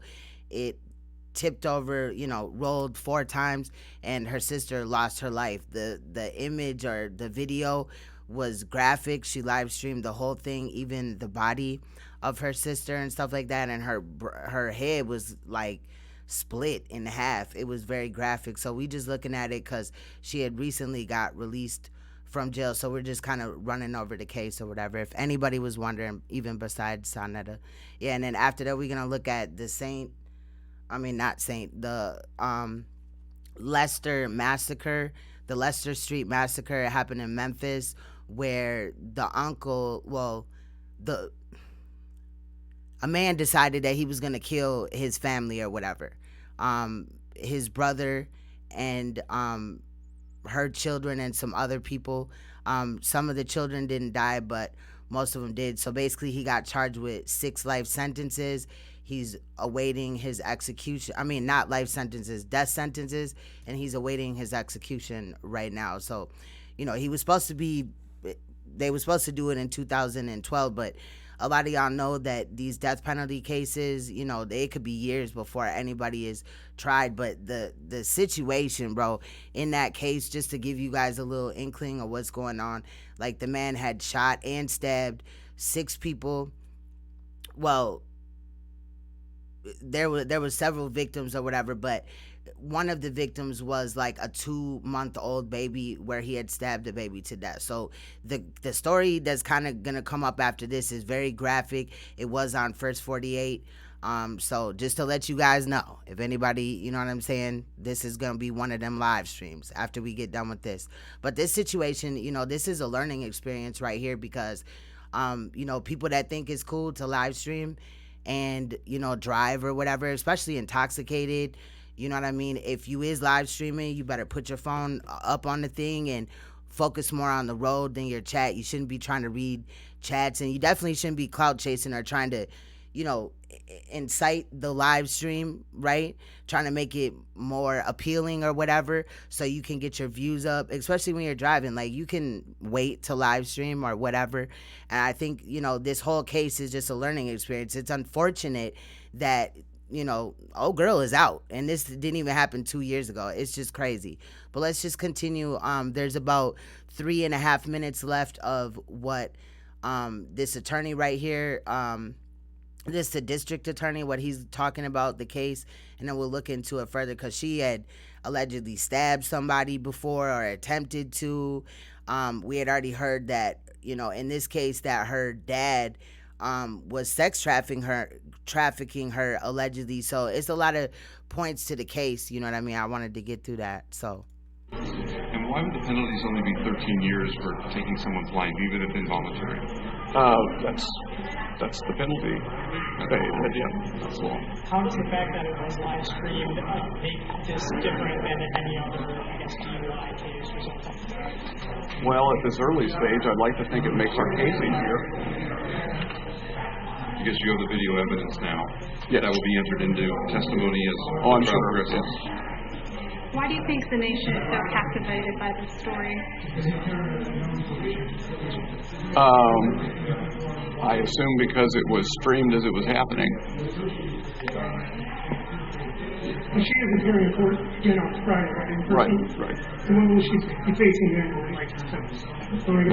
It's a bail review here, so there'll be an evaluation of whether bail should remain at the $560,000 mark or lowered or raised. On a broader... Right when she came in, her bail was $560,000. She went for a bail reduction. They denied it. You know what I mean?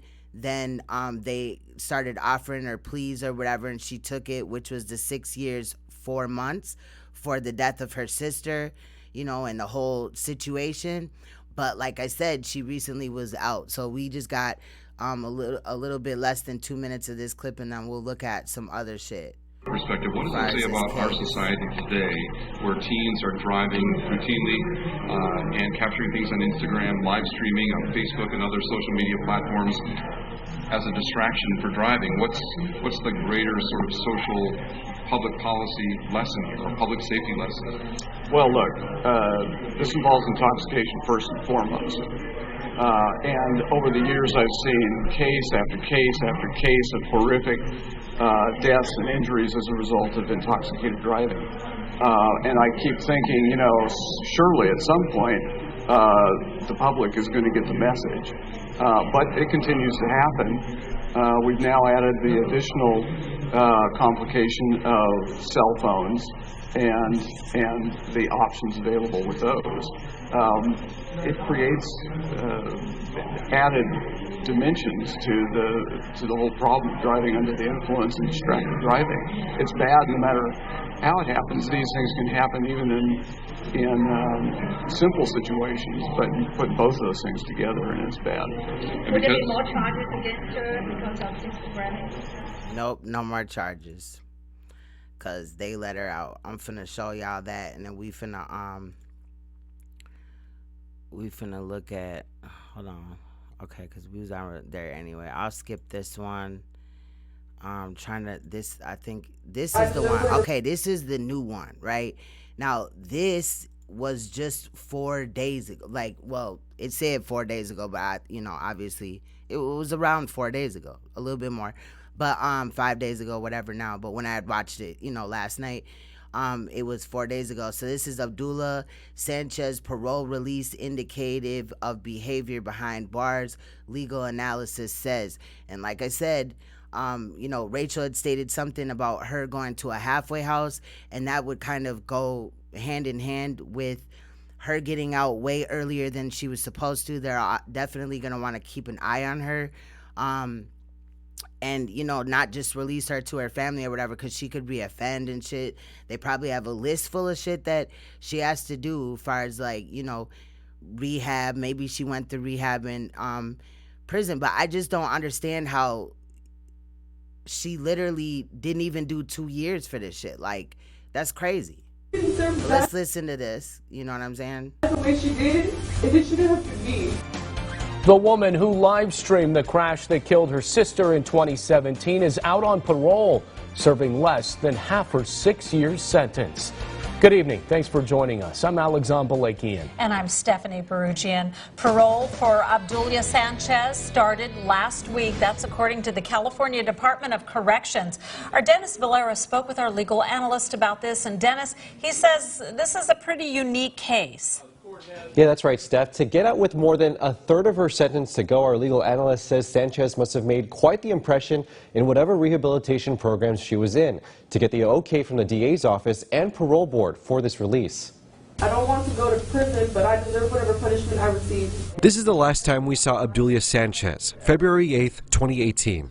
She didn't deserve to die the way she did. It shouldn't have to be. The moment before she started a 6-year sentence in prison. Sanchez was convicted of gross vehicular manslaughter, DUI, and child endangerment after she live-streamed the accident that killed her 14-year-old sister, Jacqueline.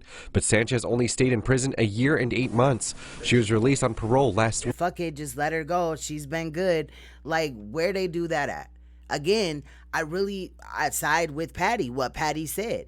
If you take somebody's life because you're driving drunk or on drugs, you should be charged just like you shot them to death. Because a car is a fucking weapon. Like, in reality, you could definitely use a car as a weapon. It's heavy as hell. I mean, you can't throw a car at somebody, but you can use it to hit them. And when you go get your driver's license, they tell you, we hear a lot about don't drive drunk, drink responsibly, blah, blah, blah, right? But when you go get your driver's license, they tell you you're not supposed to be doing this and that and all this and that. I guess people just skip that. I don't know. I just think that it's really dangerous to drive drunk. I've never done it. You know what I'm saying? Just be driving around drunk as hell or high or whatever. I don't know. California Department of Corrections says she completed several rehabilitative programs. Our legal analyst David Muggeridge says Sanchez must have had stellar behavior in those programs. Number one, she would have had to have no violations or very few violations, and certainly no. Right, I feel you, G'd up, but still she kind of like, bro, she broke the law.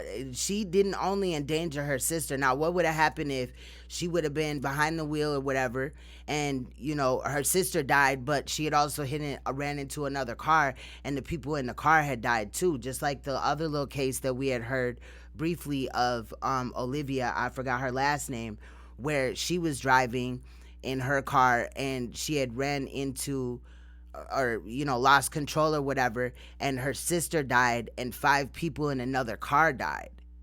You see what I'm saying? Yeah, this case, she only lost her sister, but what does this really say? A year and 8 months and probably a shit ton of parole? I don't know, bro. Significant violations when she's in the prison. During her court hearing, Sanchez's family was vocal in their desire to keep her out of prison. Muggeridge says their input to the parole board likely played a big part in her release. Now, we're going to skip over that part, like I deleted that part already, but the parents that you just saw, they initially, like right in the door, was blaming the car accident, not on the fact that the daughter of theirs was drunk, but on the fact that allegedly the tire had blown and that caused her to lose control of her car. However, I do think the rate of speed that she was going did, you know, warrant this type of incident happening or whatever, because when you're like, the faster you're going, if your like tire rod breaks or your brakes are fucked up or your tire fucking just pops, right? A rock, some glass, or just because that motherfucker raggedy as hell, is the faster you're going, the worse the accident is gonna be. And again, she was showing off, doing all this and that and stuff, like it was just too much. It had to have been that the district attorney. I ain't saying we just, I don't know. I definitely feel like she should have at least served some time in jail. 10 years, that would have been suffice to me, sister or not, type of shit. But I in reality, you know, because she could have endangered other people, and it very well possibly could have been. And I know that, you know, if it was a fifth, we'd all be drunk. But in reality, shit, it's a circumstance. Is that anybody could have been driving on the street. Somebody could have been bringing their kid home from the hospital or to school or whatever. You know what I'm saying? Like, what if somebody had just had a newborn baby? And again, I know that if it was a fifth, we'd all be drunk. But it's just that situation. I really don't care if it was just her sister. She needs to be held responsible. In a year and 8 months, that just ain't it. Her sister's life is gone now. He didn't oppose or didn't. But everybody can have their own opinion. Oppose very strongly her early release, and that her family certainly must have had a lot to do with this. Now, we did reach out to Sanchez's family to see if we could speak with them or Sanchez herself. They declined to talk with us. Live in studio, Dennis. Of course. They don't need to talk to you no more. They got what they want. I don't know. The situation is crazy. All right. So we're going to go to here. I think this is where...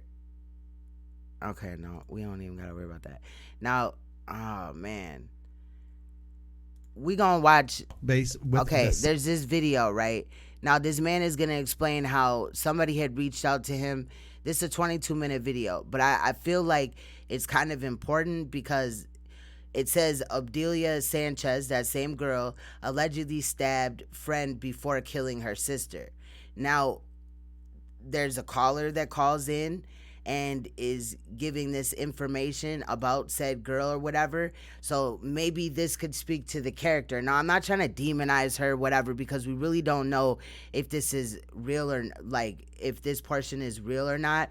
But Pamela Handscheck or whatever from Stockton, Virginia, grew up and knows these people. You know, the girl that was driving the car. So she gave some inside information.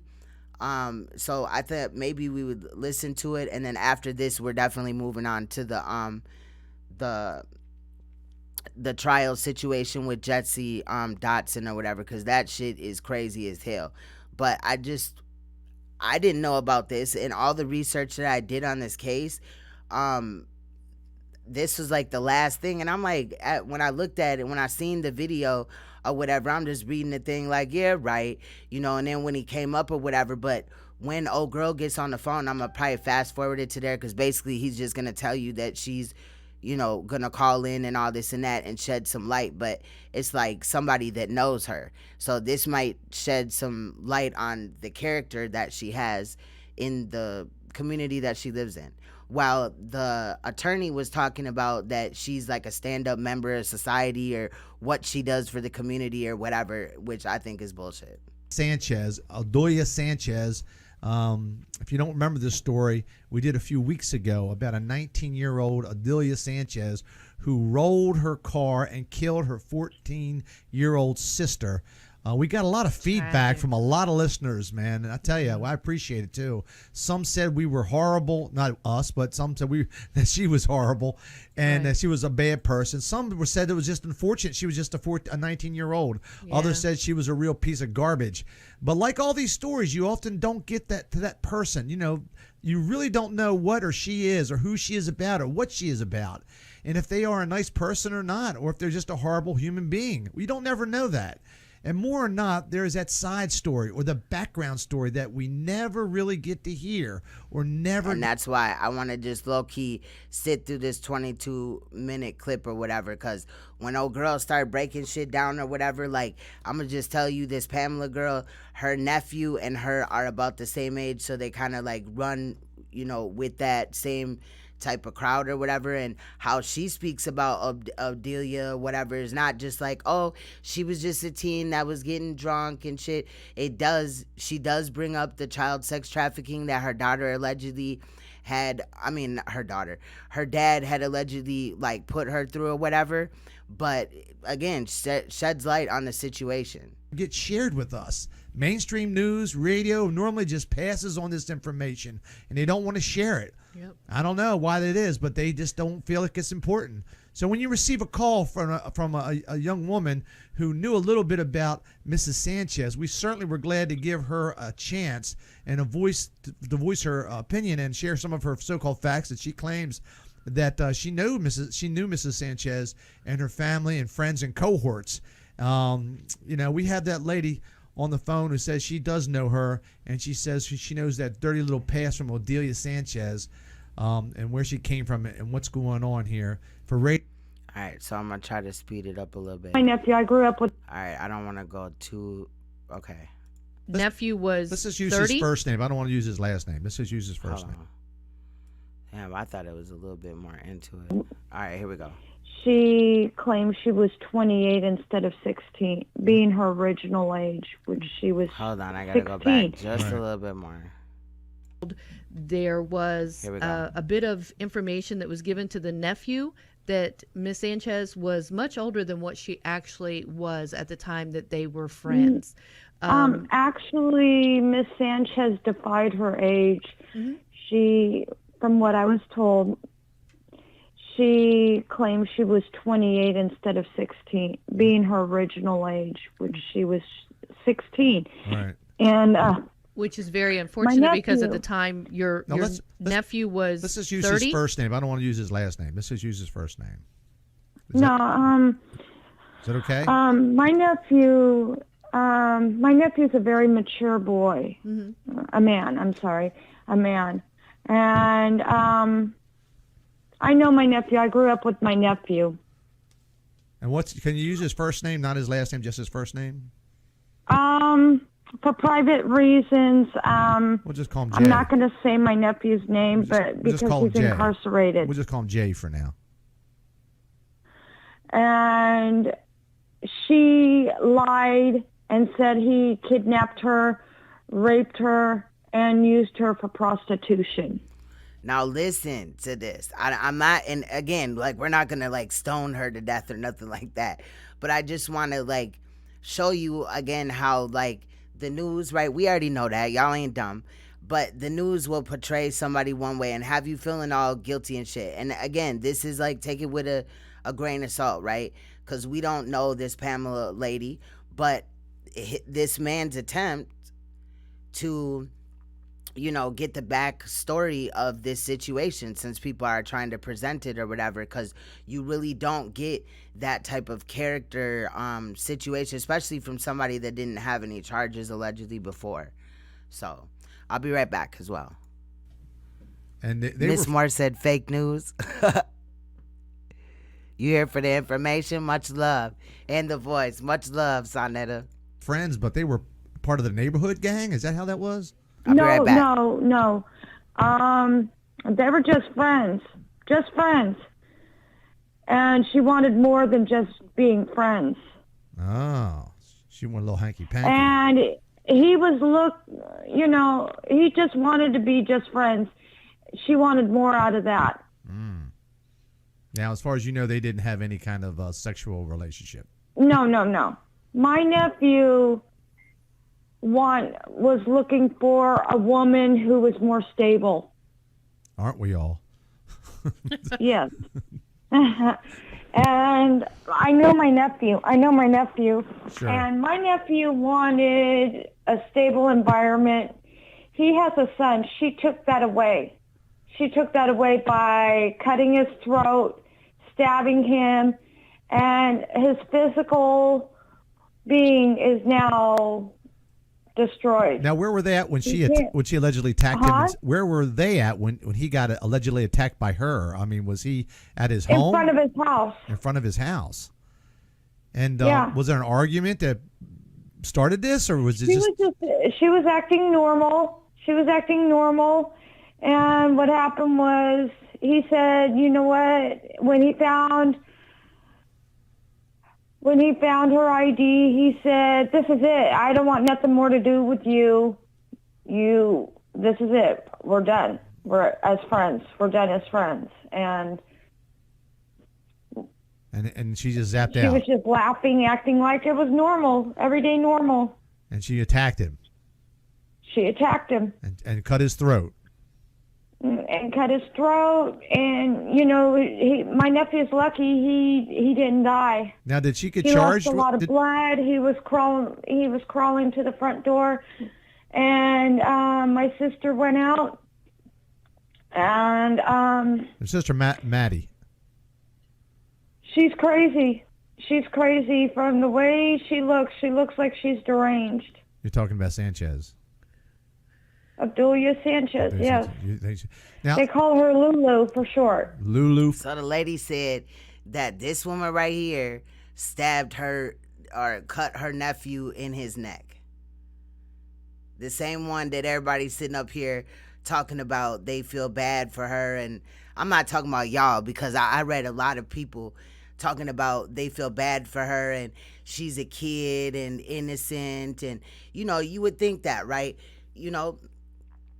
Just because somebody does drugs or, depending on which ones, but, and then, kids, right? They make mistakes. They might go to the club or whatever. I mean, not the club, but a party and drink or do shit that they shouldn't do and then maybe drive or whatever. But when you put this stuff that this woman's finna bring up with that, it just draws a different picture. Again, I'm not trying to sway the verdict or anybody's thought patterns on this or a situation like this, but again, we get to hear the backstory to it. For sure. Now, had she had any other altercations with your brother before this, or your nephew? My nephew? Yeah. No. None. They were just friends. How long were they friends? She claimed that she could fight the female boxer. Oh yeah. Yeah. Well, she's going to have a lot. If she Rosa goes to Rossi or whatever. Yeah. She's going to fight a lot if she gets to jail, so she'll have that opportunity. I guarantee she can't fight like that. That girl that she was just talking about, the fighter, the MMA fighter, I believe, will whoop her motherfucking ass. Real talk. Them girls is beastie as hell. I heard now that they get to fight trannies and shit. Like, what the hell is going on, bro, in the world that we live in? Where would it ever be equal for a transsexual man and a born woman to get in the ring and fight? Like, okay, that's not, I don't care how much you want to talk about equality and rights and shit, that's ridiculous. That's for sure.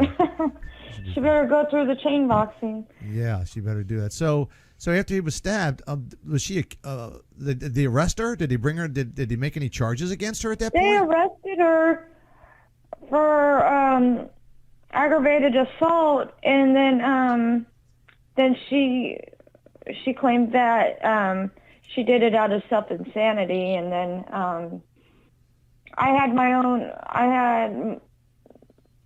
was busy. I live in Stockton, and this was about 2 years ago, and I was going to school at the time.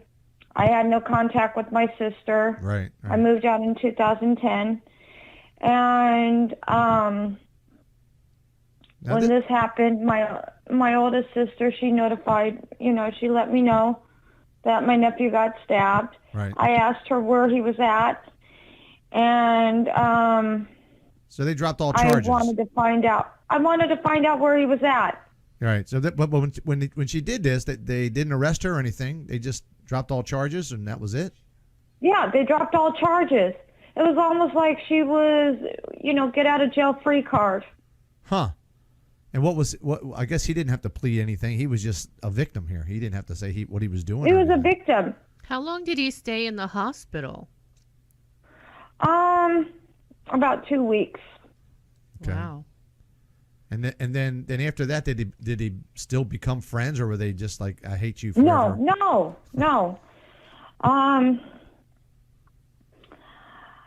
When I started talking to my sister, Madeline, Yeah, I like MMA.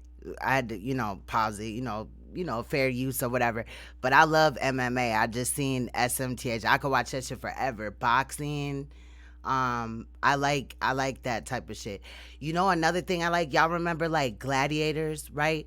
Back in the day or whatever, it'd be on like Saturday during the day or whatever after they play the cartoons or whatever. I used to love that. And it's another version. I don't know what it's called, but my king be watching it all the time.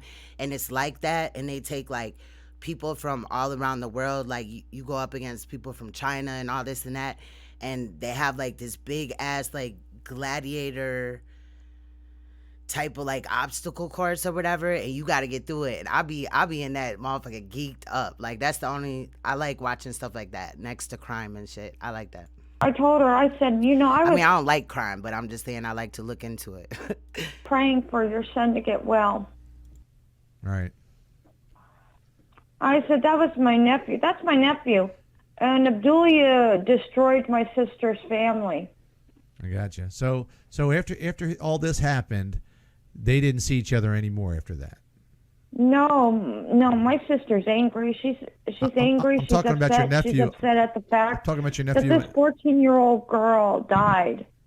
She had her life taken away. Yeah, we saw that. We showed the video on that, and it was pretty horrific. And you could see that the remorse on her was not evident. She was very, very, oh my gosh, I killed you, little baby. I'm sorry, and it was very, very bizarre. Oh, come on, please. That's bullshit. Yeah. That's bullshit. Come on. You don't think she was that sorry, huh? I don't think she's sorry. Come on. Okay. That's just a game. Right. That's a game. Now, is she after this stabbing happened, how long ago did this happen? Where the accident that happened recently, how long ago was the time frame from the time she stabbed your nephew to the time that she had her car wreck? That's not our car. Oh. My sister can even tell you that. That's not our car. What car? She got that from another guy. Okay. Well, how long ago was it? About 2 years between the two incidences? Yeah. About 2 years. Now, did she keep in contact with you or your sister after No. any of that? No. Once the incident with my nephew, when she cut my nephew's throat because she went on a rampage. Right. She even said that she talked to my sister. She confided in my sister that her dad taught her how to prostitute. I mean, I don't like just watching people fight or whatever, but like when it's a sport or whatever, like I like that. But I did run across this YouTube video where channel where like I kind of like the concept, but if something goes wrong, they might be in some shit. But basically, like, this YouTube channel, right? People that live in this community, if they beefing and shit like that, instead of them shooting at each other and shit like that, it's a backyard event where they go in the backyard and they fight until one of them wins. And I think, you know, it's not positive that people fight, but it's better than people losing their life. When I was growing up, I mean, people had guns and shit. The big thing was like knives or razor blades and shit like that, right? But you would fight and then you would still be alive tomorrow. You may be all beat up or whatever, right? But, or maybe your knuckles hurt, you know what I mean? But at least you're alive or whatever. So I'm not saying that I support it like it's a positive thing, but it is kind of positive to me. You know what I'm saying? I don't know if y'all seen that channel yet. I forgot what it's called. I think it's like Backyard something, Brawl or something. I don't know. Okay. He said, oh, so, okay. So I assume they're all from Stockton. Yeah, and it was because when you know, she would go to my sister's house, and when they were watching boxing, she said that she can go in that fight and box Ronda Rousey. Yeah, Ronda's a tough girl. Pamela, what is it that happened to your nephew that got him arrested? What happened to your nephew that got him arrested? I'm a little bit confused by that. How he went from getting stabbed in the hospital to ending up in prison. The cops went in there and arrested my nephew. Under what charges? And my sister told me what happened was she goes, my son hasn't had time to heal. They said, well, we're placing him under arrest for the kidnapping of OBDULIA Sanchez and prostitution. So they charged him with the counts that she accused him of, which was kidnapping and prostitution and rape. And rape. Oh, and rape too. Yes. And then when they went to court, wait a minute. When they went to court, I told my sister, I said, James is. My nephew isn't the type that would force somebody to do something. He would, Right. Right. If he needed money, he would go out and work on his own. Well, when they went to court, was she there at court against him, pleading against him? Was she a witness against him? No. She got mad because she wanted more of a relationship, and she was younger, he was older, he was 30 years old. He was like about 14 years different. I gotcha. It's real good if you're a guy. Yeah, it do kind of seem, I don't know. It's hard for me to read her. Her voice is annoying, and then kind of like the way that she's communicating is getting on my nerves, but I at least wanted to hear out the story because this is some shit we didn't hear before. So there's only like, about like 8 minutes left. Let's just hear it out. 9 minutes left. But his relationship with her was just a friendship relationship. I can't wait to get onto the Lester shit. Boy, that shit's crazy. That just happened out of just coincidence that they met and she lied about her age, and that's why he continued to hang out with her? Yeah, he's seen her school ID, and he said, wait a minute, you're 16 years old? No, I can't have that. I got you. He said, you need to go home. I can't have that, And I can understand the position that it would put my nephew in. Mm-hmm. And she was like laughing and acting, everyth's okay, everything's cool. But then... I mean, y'all don't act like we ain't got women out here that, didn't she claim that old girl's nephew had raped her or whatever? And I'm not saying that she wasn't raped. I don't know. You know what I mean? That's why I want to look into this case more. And if I do find anything, or if she fucks up, I'm going to be there. But, I don't know, man. I don't know. Because I had ran into a trial where this woman went to trial because she had lied on somebody else about being raped. And you know what I'm saying? Or I don't know if that was a trial. I think that was a murder, but before, I don't know. I got the information. I just stumbled across it. But the woman, it had said when I looked her up, even on Wikipedia or whatever, you know, we can't always take that at face value. But it was even saying in the articles that I was reading on this lady that she had lied about being raped, and she was known for lying about the rape. Well, no, and then G'd up, the whole situation with Dotson or whatever, that's fucked up. Because no, he didn't get the chair. He's supposed to get the lethal injection. But the reason why it stalled out, because he was supposed to die in 2012, you know, I think it was 4 years to the day or whatever it was of the death of, you know, of this whole massacre situation happening or whatever. However, there's issues with the lethal injection that was brought up, like far as the state, right? Because the way that they do it in that state, I guess people was getting lethal injectioned, right? And then like there's a thing that's supposed to like make you go unconscious, and then, you know what I'm saying, like do something else, and then there's one portion of it is supposed to then stop your heart. But what his attorneys are saying is that that's inhumane, and that's why he's allowed to fight. They were also talking about possibly giving him another trial. I don't know why, but the shit is crazy. But basically, until the state can prove that by putting him to death, lethal injection, that he wouldn't like suffocate. I don't know if I said starve, but I meant suffocate. You know, then they're not going to be able to take his life. But that's crazy because there's other people on death row where he lives at. So I don't know. He didn't see. It's some crazy shit. We're going to look into all that though. He didn't see that she was going to knife him.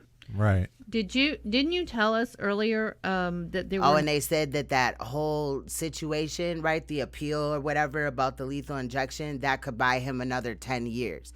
So from whenever, because he was supposed to be killed, you know, his life was supposed to be taken in 2012, but whenever that happened to 10 years later. So if it happened in 2012 where they had said, no, we're not going to take his life and this is why, and then they ordered, you know, a no-go for him, then it could take up to 10 years from there. So if it's 2012, then it could be 2022 by the time, you know, that everything gets brought back up and he gets his chance to go to court again. Neighbors that actually saw this, were able to collaborate the argument or altercation that they were having. No. All right, y'all, I'm over this shit. Fuck it. But y'all can go check out this channel right here, whatever. This is where I found it at. I kind of just stumbled across it. Again, I don't know if it's facts or not. Look at the, you know, not that the dislikes and all that really matter, but I don't know. Some people is buying it and some ain't. So let's take a look into this JESSIE DOTSON situation. Now, basically what I'm going to do is I'm going to, where the fuck is it at? Okay, we're going to watch this video by Mr. Stone. Now what? Come on, bro. Don't do me.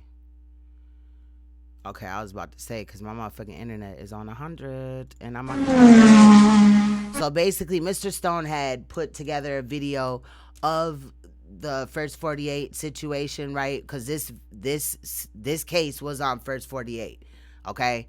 The Leicester Street Massacre is how you find it. And basically, you know, with First 48, they deal with 2 cases. So basically what Mr. Stone did was cut out one case and kind of messed around with the footage or whatever to make it fair use. And, you know, it's been up. So we're going to try to get through this. This is a 24-minute clip where they're just you're going to see it on First 48, you know, as it was kind of presented. But some of like the images and how it moves or whatever, because some of it slowed down or it glitches on purpose, and that's just how the video was made. Otherwise he wouldn't have been able to upload it. So that is what it is. But basically you'll get to see and hear kind of what was going on in the case, and this shit is deep.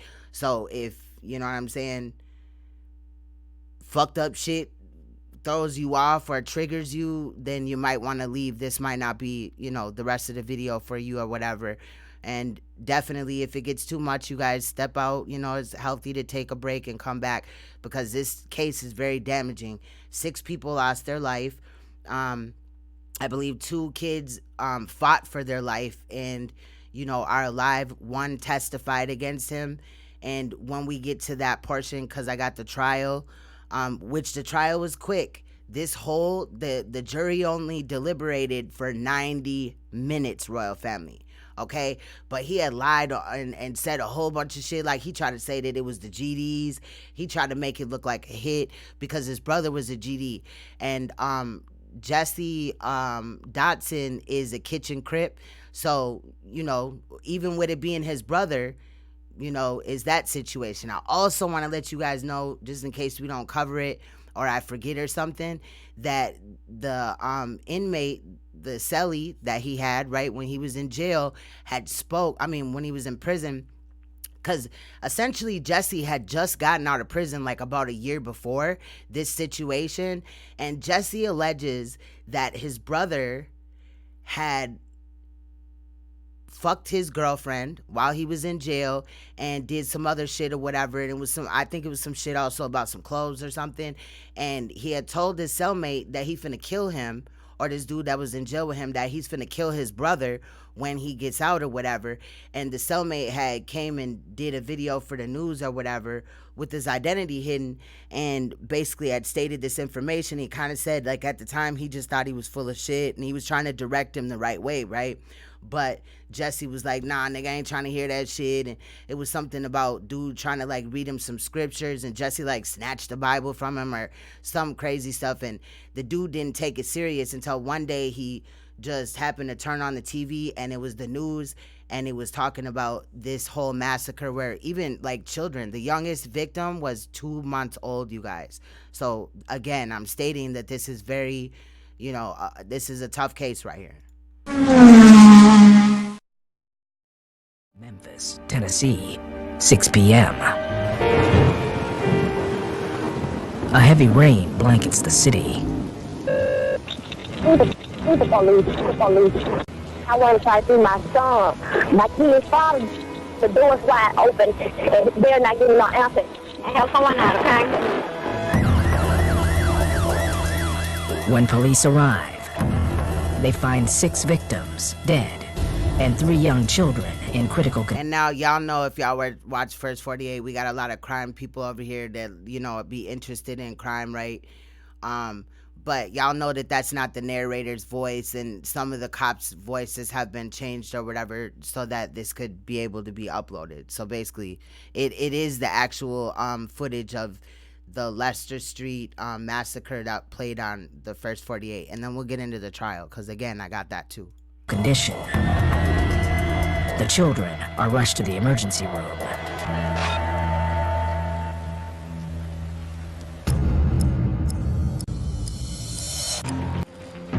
Sergeant Tony Mullins has been with Memphis Homicide for 4 years.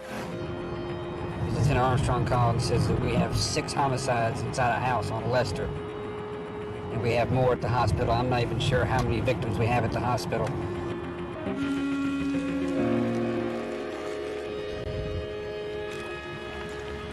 Okay.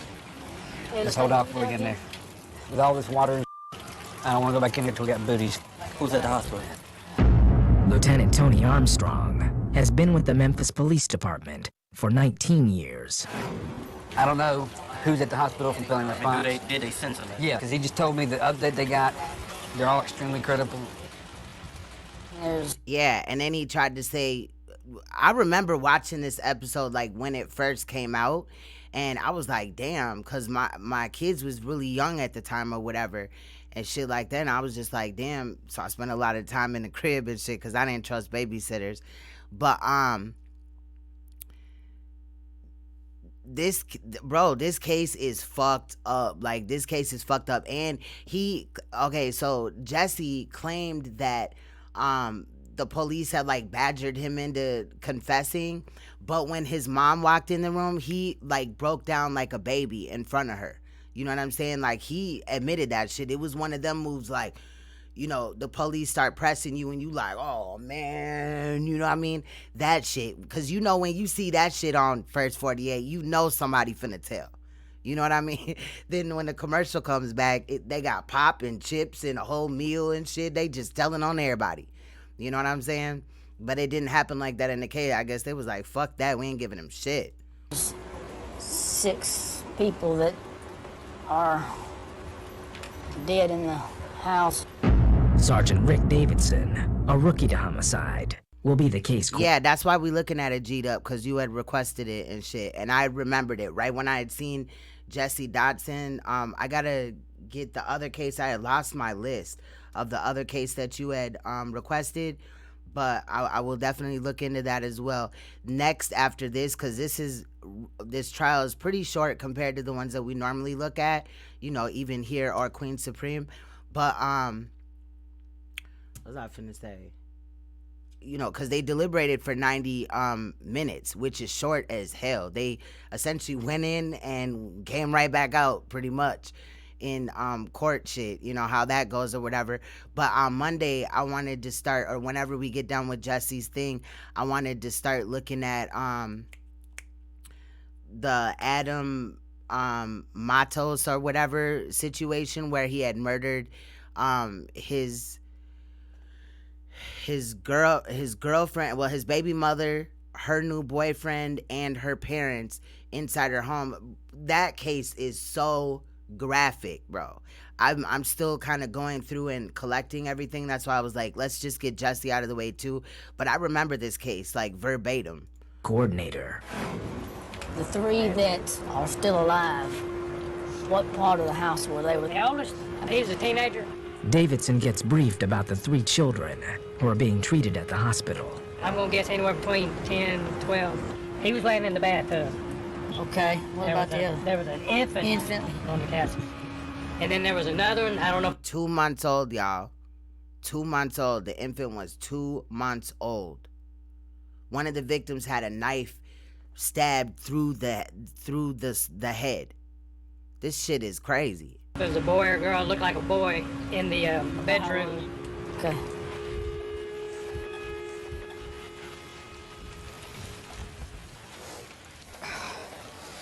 I'm gonna get this thing on to stay warm. Yeah, and then I heard that, sorry to keep pausing it, but you never know. And then the landlord that owns the property right now, because it's 722 Leicester Street, Memphis, Tennessee or whatever, right?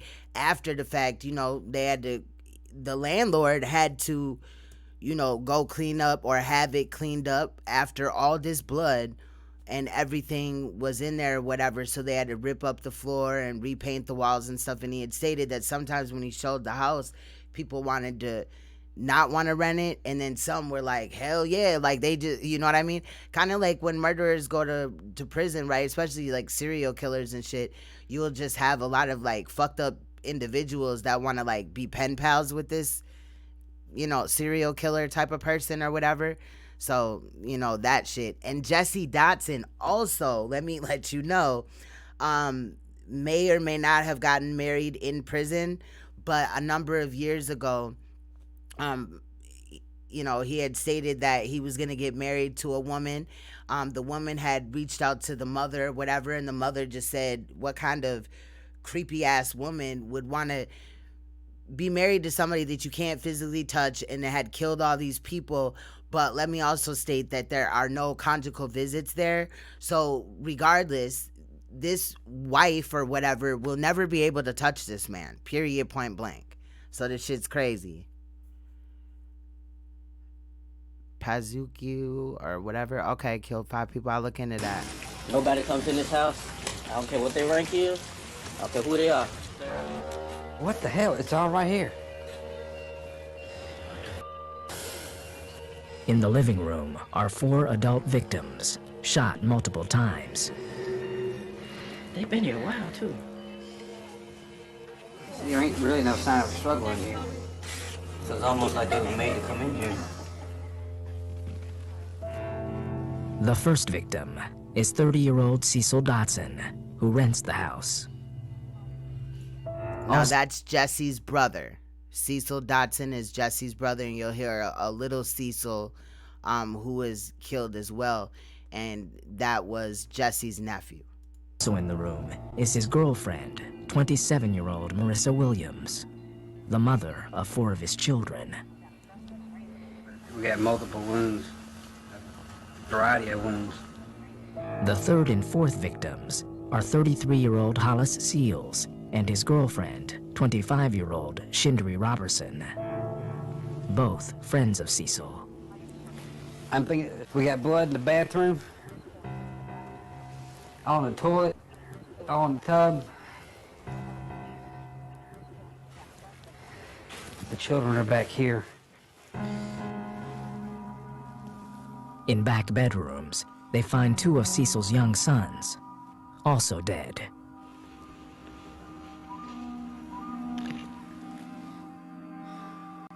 Four-year-old Samario Dotson and 2-year-old Cecil Dotson II.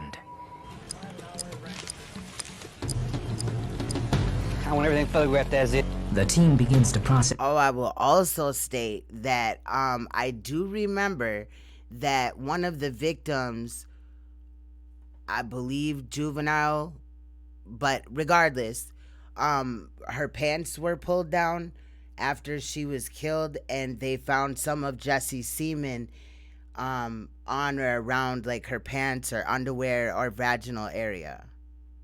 Says the crime scene. That's not brought up in here, but when it gets to the trial, it's mentioned, I believe. Potential evidence. Baggie full of casings. On the living room sofa is a plastic bag with collected shell casings. Next to the body of Cecil Dotson, they find a shotgun, which has not been fired. He may have been reaching for that. Knife blade, okay. Yeah. The knife blade. This is a butcher knife. They find broken off knife blades and handles throughout the house. They also find pieces of wood, apparently used to beat the child victims. On the condition of the bodies, the team believes the murders occurred sometime between 24 and 48 hours prior. Mullins believes Cecil Dotson, who lived in the house, was the original target. Whoever it was, he knocked on the door and was allowed to come in. Now at this time, around this time when Jessie is talked to or whatever, he tells them that he was up under the bed. And the trial, bro, they had a model of the home, and you know, all this and that is going to be talked about, but ultimately how they found out who had done this, because you know, obviously Jessie ain't gonna be like, shit, I did it, fuck it, you know what I mean? But how they found out was because of the little boy that survived, that Jessie thought he killed. You know what I'm saying? For a while, you're gonna see them working on this case, trying to solve it or whatever, thinking that it was this person involved, it was some gang shit, it was this, that, and the fifth, and actually the person that did it was right in their face the whole time. When the word gets out, somebody can be pissed off that they killed those kids. 4 hours in, murder hits the Memphis airwaves. The wind whipping through Leicester Street whips through the unthinkable. 2 men, 2 women, and 2 young boys, all killed in one house. 3 other children seriously hurt. No sign of a break-in, and police are begging for help from the public. Back at Homicide, the team gets an update on the 3 children's condition at the hospital. The baby's got a major head wound. That other one got the sawzall blade in its head. And then that other one's got major head trauma. Got multiple facial fractures, fractured skull, stab wounds on each side of the eye. So if I'm correct on the times, those kids laid there for a day. Yeah. The next morning, Armstrong gathers his team to brainstorm. It's obvious that this is not some that we deal with every day. This is tied for the highest mass murder in the state of Tennessee. The people that would do this would do absolutely anything. What we know for a fact is all adults got gunshot wounds. The kids either got a stab wound or blunt force trauma. None of the kids were shot. 2 different guns were used to kill the victims. The team believes there may be more than one suspect. More experienced than anybody up here. We're open for suggestions. I'm looking at the stuff from the crime scene. Those knife handles and those sticks, epithelial cells, DNA, from handling it and hitting it. TBI is the one's going to get that for us. Sergeant David Parks transports all the physical evidence to the Tennessee Bureau of Investigation to be processed. Public discuss about what happens puts pressure on the police department. But something like this, we put pressure on ourselves because we want this solved. I mean, it's, you know. Facts. When they went in the house, they said that they could smell the bodies. You could just only imagine, like, how, you know, when somebody bleeding, right, you could smell that shit. And then, like, a lot of people bleeding in one house, you know what I mean? Bro, there was, like, blood everywhere. Like, some of it they didn't even show. Like, there was blood everywhere. And then there was splatter marks, because basically he just decided that he had to take the kids' life because they had seen it or whatever, but he ultimately just wanted to kill his brother. And that was even when he was in prison. I forgot what he was in prison for, but it was some serious shit, because he had did, like, I believe, like 10 years or some shit, maybe a little bit more, like 13 or something. Back at homicide, the team gets a potential lead. A teenaged girl, a member of Cecil Dotson's extended family, has come forward. She lives at the house where the murders occurred. When was the last time you saw Cecil? Friday. The girl was staying at her mother's house during the time of the murder. The girl says Cecil and his brother, Jesse, also known as Junior, robbed someone a few weeks ago. They came in with a whole bunch of gold. They have all died. That might be the motive for a homicide. Looks like Jesse has served time for second-degree murder.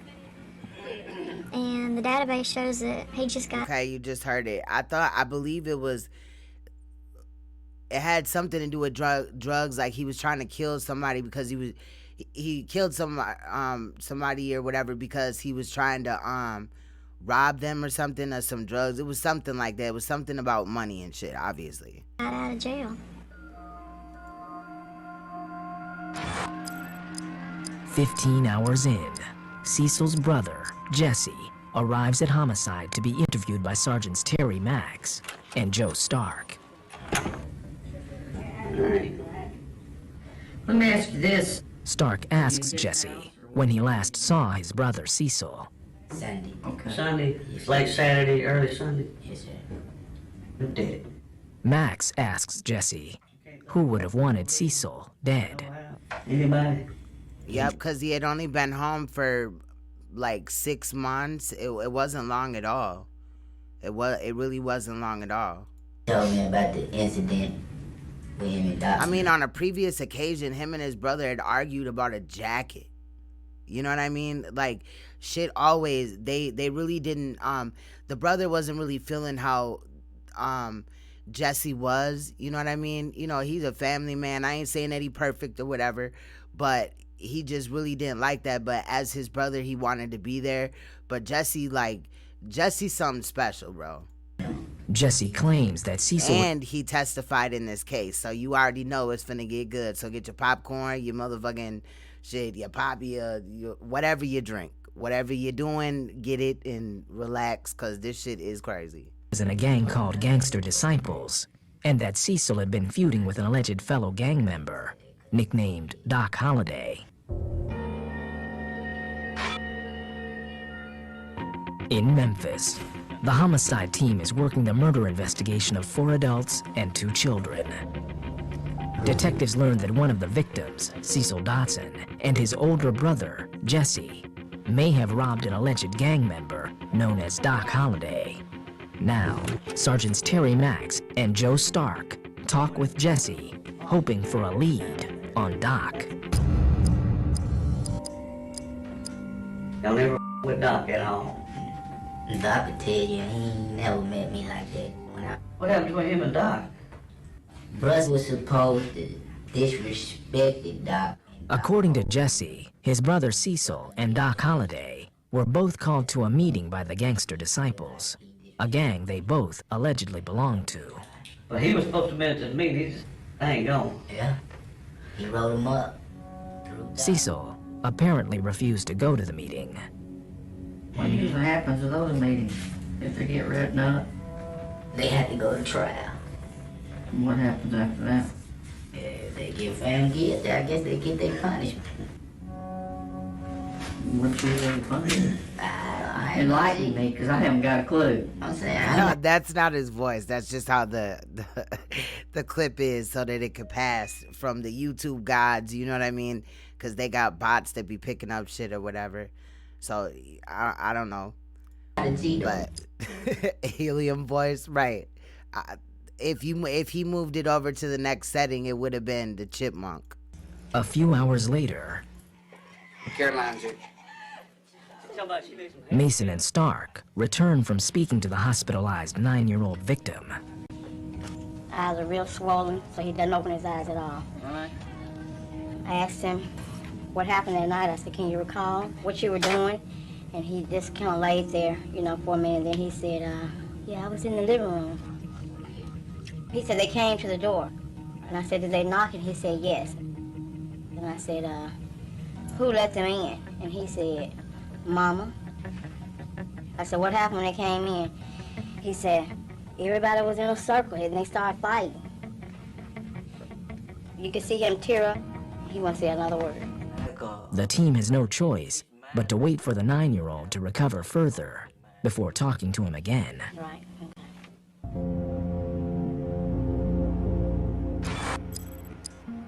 The next morning, the team gets a break. Yeah, we do need to talk to you. Doc Holliday, the alleged gangster disciples member who was feuding with the victim, Cecil Dotson, calls homicide. Can you come to my office? All right, man. Doc Holliday. Yeah, y'all want to talk to me? Yeah. Okie dokie. When you in a gang? I ain't in a gang. You ever thought about the Caesar robbed you, set you up to be robbed? Never in life. I ain't had no beef with him about nothing. Tell me what you think happened. I really don't know. The team lets Doc Holliday go. With 38 hours already gone, the homicide team has made little progress. Desperate for leads, Crime Stoppers offers a $30,000 reward for tips, and calls start coming in. Private lady just called. This is drug related. Someone messing with something or someone that they shouldn't have. All right, Mac. Then, Max gets a promising lead. All righty, sir. A man who knows Cecil Dotson has come forward. An hour later, the man arrives at homicide. There's some reward money out there if your information is what solves it. Cecil told me he borrowed money, like 300-something, you know. Then he started talking about he hope he don't ever get tied up, you know, with the mafia. He owes somebody a whole lot of money.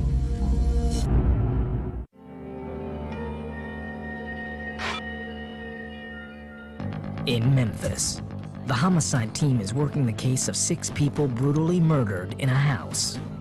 As the clock ticks away, the team must wait for the surviving children to recover enough to give them a lead. Meanwhile, Sergeants Joe Stark and Bart Ragland have found a man who may give them a potential motive for the murders. Cecil Dotson may have been in serious debt. Nope, it's finna get deeper. Saying anything? Dude owed somebody a lot of money. $200,000-$300,000. But he never told him any name. This guy he only met him one time. See, it was people going up in there trying to get him false information to help Jesse and shit. He's thinking that, you know, maybe the mob went out after him or something and found him. If you getting that kind of dope funded to you, you got folks moving that dope for you. Yeah. And if you got folks moving that dope for you, you got money coming back to you all the time. And if you got money coming back to you all the time, then you staying in money. Where is his money? He barely living. Think about it. Lieutenant Tony Armstrong decides the tip is not credible. That's not why it's done, JT. It's done so that it can play and people can see it. You know what I mean? If they let it play just the normal way, then it would be issues. It wouldn't be fair use. It's not done to make it more interesting or anything like that. In the first 48, Memphis police responded to the murder of 4 adults and 2 children. They learned victim Cecil Dotson was an alleged member of the gangster Disciples and that he had recently been in trouble with the gang. But an alleged member of the gang denied the accusation. The team tried to talk with one of the hospitalized children, but he was unable to speak. A tipster claimed Cecil owed a drug dealer $300,000, but they don't believe his story. 6 people, including 2 children, all murdered in this house on Lester. Priscilla Shaw, the mother of the man who rented the house, found out when a relative told her. I'm lost. It's my baby and my grandbabies. They all gone for what? And I don't know why. I don't know. And neither do police. Relatives say they can't imagine why anyone would do this. Police have no suspects and no motive. The next morning, Sergeant Rick Davidson tracks down an ex-member of the GDs, the gangster Disciples. The man agrees to come in and talk. Stark and Max go in to talk to the ex-gangster Disciples gang member. Here's the thing. We were told Cecil was rolled up. Look at dude's hands as small as hell. I was laughing about that when I watched this the other day. Like, what the fuck? If you were to write him up, what would be the penalty? Probably a DV. Bro, his hands as small as hell. DV? Yeah, that was something they're calling a death violation. I understand how the house looked. Somebody was trying to send a message. What do you think in your heart? And I believe the bathtub is where he had tried to kill the baby, where he had stabbed the 2-month-old baby up. The first thing came to my mind, they saw something like a blackout team or something over there. The man Lies. says the GDs may have ordered to kill the whole family. They call this a blackout. Lies. Doc couldn't order that. It had to come from the overseer. You don't know who the overseer is now? That I don't know. As a precaution, Armstrong... Also remember that the brother Jesse is a kitchen crip and the brother Cecil is a alleged, GD or whatever. So we know that Jesse ain't no overseer or whatever. And then the dude that came in there to volunteer that information. Now, the only reason why I ain't side-eyeing it is because it was kids involved or whatever. But come on, bro. Armstrong puts the entire Dotson family into protective custody. And then where did they get that from? Was he just assuming some shit? Like, also understand that bringing this information wasted time because it was not fucking true. And again, where did that information come from and why was it presented? Was it already, was it presented just to throw the case off a little bit or whatever? You feel what I'm saying? Stark gets a call from Cecil Dotson's sister, Nicole. She is afraid someone is hunting the remaining family.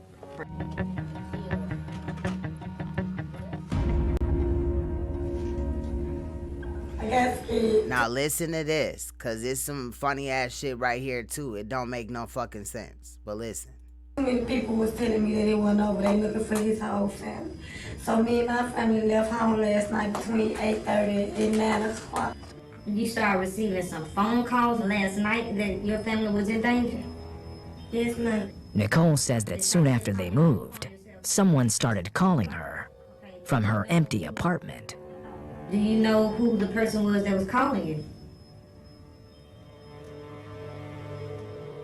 I think somebody in my house. The whole family moved from sister's house. There was a phone call made to the sister's cell phone from her house. Is the house been burglarized? Anybody been over this? GD is growth and development. I don't know what they talk about. Nah, I'm just playing G'd up. But it does now mean growth and development, though. They just found out about it. They're hunting them. Somebody's got to be in my house for my number to show up on here. This is my back door key. Sergeant Bart Ragland heads out with the tactical team.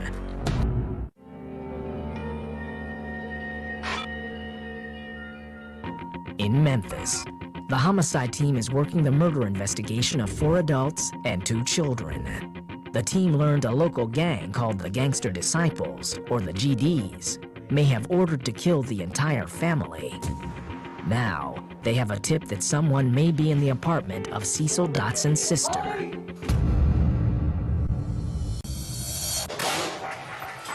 Anybody in the apartment? Hello? Holly? Holly? Holly?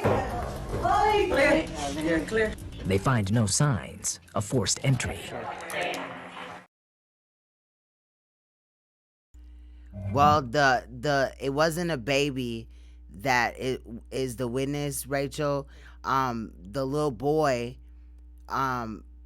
was the witness. I believe he was like 10 years old or something like that, and they actually called him to the stand and he's gonna testify. Now, because, obviously he's a juvenile and, his life could be in danger or whatever, and because of confidentiality, they don't show his face. They only show his shoes and you can hear his voice. But he did testify because he made it through, and he was, old enough to testify in it to hold some merit, because at the end of all this, he's the one that said it was Uncle Junior. You finna see that in a minute. Across town, Sergeants Caroline Mason and Joe Stark return to the hospital, hoping the oldest surviving child, 9-year-old Cecil Dotson Jr., has recovered enough to talk to them. 3 hours later, Mason returns from the hospital with startling news. I said, well, you know why I'm here. We started talking about it. I said, what happened to you? It's all on tape. The case takes a turn.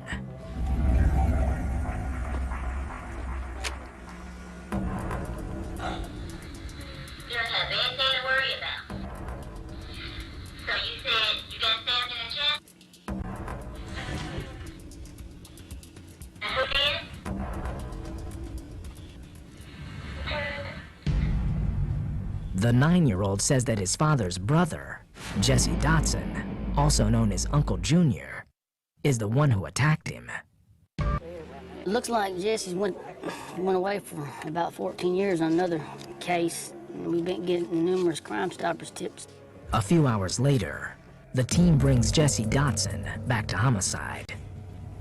We're gonna go at Jessie pretty hard tonight. Mason and Stark go in to interview Jessie. One of them said that the reason he went to jail was possible. Most to you in the world? My family. Your family, his brother Cecil, snitched on him. I don't know if that's a... Lieutenant Tony Armstrong decides to interview Jessie himself. I'm Lieutenant Armstrong, man. Let me ask you something. How old are you? 33. How much time you just got to the door? I don't know, 14. Cause you've been in jail almost most of your adult life. Yes, sir. You done made some bad mistakes, man. And we all make bad mistakes. You had your worst day. I ain't gonna judge you about your worst day, man. I got you, dog. You got me? I got you. I'm telling you, I got you. Now, reach out here. Reach out to me. In Memphis, the homicide team is working the mass murder of 4... You know what? I'm not even sure if the baby did make it. No. I think the baby died. Because on the thumbnail, you know how, the thumbnail for this live stream, it's Jessie on one side of the map or whatever. And then it's just the 4 adults or whatever, just for the pictures. But I don't think that the baby made it. Adults and 2 children. A child who survived the attack claims the killer is his uncle. But I believe that there was 2 children that survived the attack, though. You know what I mean? Because he had to go back to court for that shit. Jessie Dotson. With no other evidence, the team needs a confession. What's wrong with me? What they call you? Junior. Junior. Everybody in your family call you Junior. Yeah. Everybody in your family call you Junior. You got time on test? And who did? What they say? Junior. You got called out by somebody that you tried to kill, bro. He really thought that he had killed that little boy, and I'm so glad that that boy made it. I wish, you know, everybody made it or whatever, but at least that boy had made it because somebody was able to tell the story. If not, if they didn't get that information, if that boy would have passed away, this man would have probably got off of this shit, on this shit, because they was spinning everybody in the neighborhood or whatever, right? Appeared to be, or maybe they were genuinely going in like, oh, I think it was this or whatever, because maybe, you know, but in my eyes, I don't know. I think that people were intentionally spinning the story so that, you know, Jessie could be out or whatever. They could try to fool these people, but nobody, you know, Jessie didn't even know that that boy had made it. Junior. What's good, What Ray? did you just tell me your family Hey, Spicy. They know me by Junior. By Junior. Let me just explain this to y'all. If y'all don't know, this is the Leicester Street Massacre. We're watching this, the first 48 version or whatever. This crime had happened, you know, about like 8-9 years ago or some shit like that. But this is one of the cases that has bothered me for years, and actually I remembered it when G-Dup had brought it up because I'm a first 48. I love first 48. So basically we're looking at that, and he had killed 6 people, all related to him except for his brother's girlfriend, which you know, basically he's been given 6 death sentences or whatever, you know what I'm saying? But his death is on hold because of a technicality or some type of issue arising up far as the chemicals that they use in lethal injections. So he was supposed to be killed or executed in 2012, but because, you know, they're arguing about how the lethal injection goes, that bought Jessie more time. Jessie, I believe, just got married, you know, well, when I say just got married, during the time of his sentencing or him supposed to be executed to now, he got married, I believe, somewhere in there. But he had stated that in an interview as well. What did the boy just get through saying? Junior. But you up and you left somebody alive and they out. You left somebody alive, they not identify your ass. Now, when dude was going ham on him, Jessie tried to use this after the fact or even in the trial, saying that they were badgering him and attacking him and made him, you know, admit to it or whatever, but that's not what happened. You know what I'm saying? A child called your name, Junior. We got to argue. We argued all the way to the house. So they called the mom in there because they needed a confession. The mom broke him all the way down. He was like a baby or like putty in her hands. Now watch this. He was dead, shooting out. He was behind the couch and got the 12 gauge. I just started shooting. And you shoot the women? Yeah. Damn what happened? The kids saw me. Damn what happened?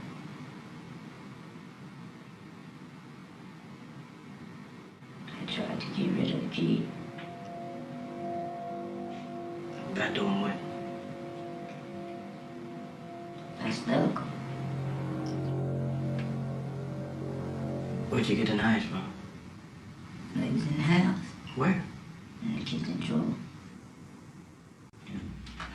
Me too. I'm not active.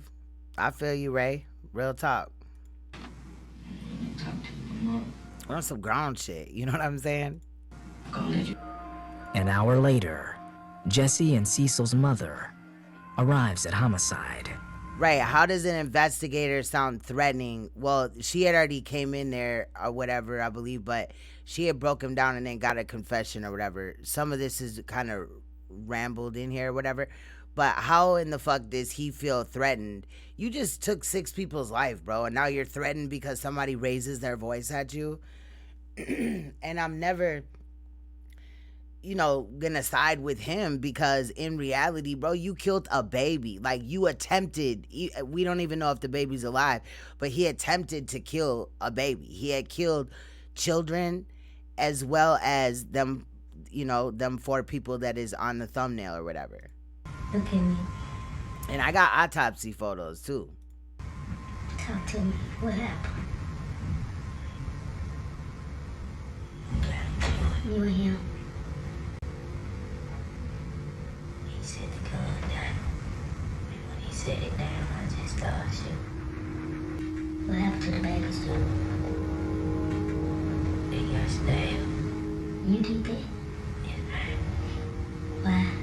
They saw it. I know you okay. My brother got hatred in his heart towards his family because when he did those 13 and a half years, he felt like we was not there for him.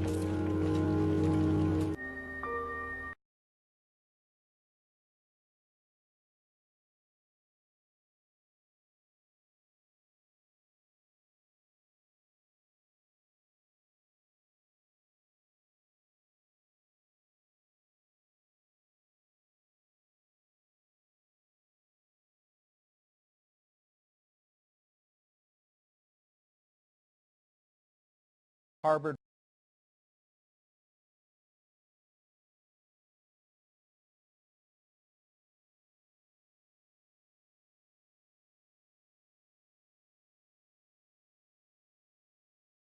God damn it. I'm sorry, y'all. Shit. Okay. So, all right. So basically what I was saying is we're gonna, so we listen to that. So now we're gonna listen to, I'm sorry, I hate when I forget to unmute myself, but we're gonna listen to Jessie Dotson, former cellmate, speaks.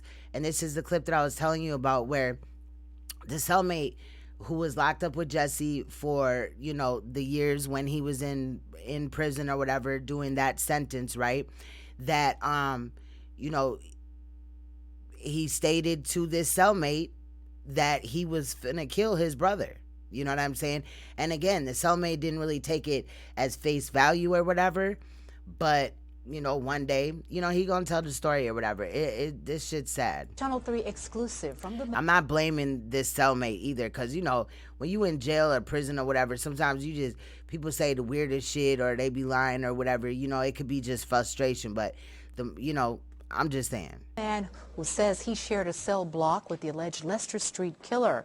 35-year-old Jessie Dotson is charged with killing 6 people and stabbing 3 others.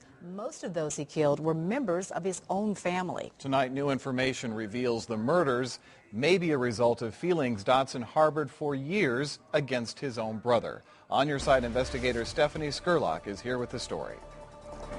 This isn't Jessie Dotson's first time going to trial for murder. In 1994, he killed his first victim. He spent 13 years in prison. It was during that time that he met up with the man you're about to hear from, a man who shared a cell block with him at a West Tennessee prison.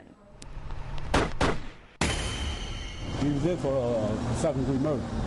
He shot a guy in the face in South Memphis. This man wanted to conceal his identity. He's not proud of his past. We found it includes a long list of crimes that kept him in prison for 27 years. He crossed paths with a lot of inmates. One of them, Jessie Dotson. Hyper, stayed in trouble. You know, I think he had a ADD or a mental problem or something, because they tried to put him on some medication, but he wouldn't take it. He says Dotson was depressed a lot. He rarely got mail, visitors, or even phone calls. And he seemed to harbor ill feelings against his family, especially his brother Cecil. He stayed in there with me about 3 months. He was telling me about He was gonna do something to his brother when he got out because his brother had sex with his girlfriend and stole some of his property. You know, when he got out, he was gonna do something. He couldn't leave no witness behind. That scenario sounds all too real now. In March 2008, Dotson was arrested after gruesome murders at 722 Lester Street. Someone came into the house and killed his brother Cecil Dotson, Cecil's girlfriend Marissa, their friends who were visiting, Hollis Seals and Shindry Roberson, and two of Cecil's children, Cecil Dotson II and Samario. Left for dead were Cecil Dotson's three other children. One was able to tell police in the hospital who did it.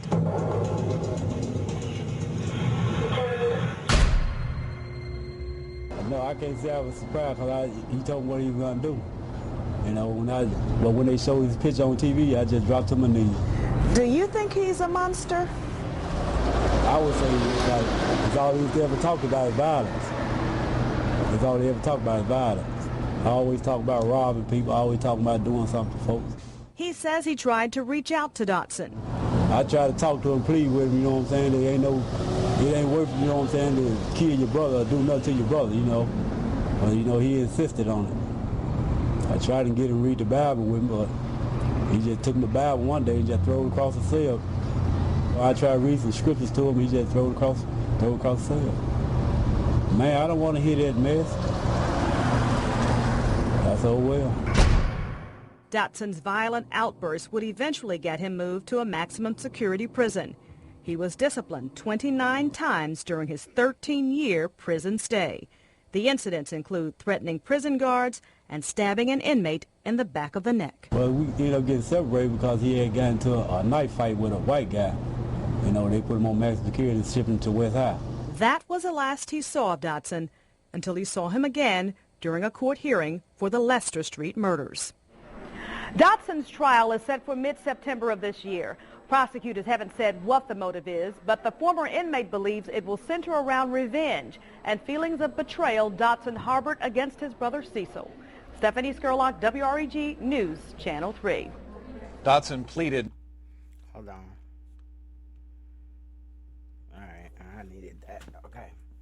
So... Not guilty to the murders, his lawyers are asking jurors be chosen from outside Shelby County because of all the publicity surrounding the case. Nah, don't cater to his ass. All that extra fucking time and effort. All right, so let me see which one this is. All right, we'll just run down.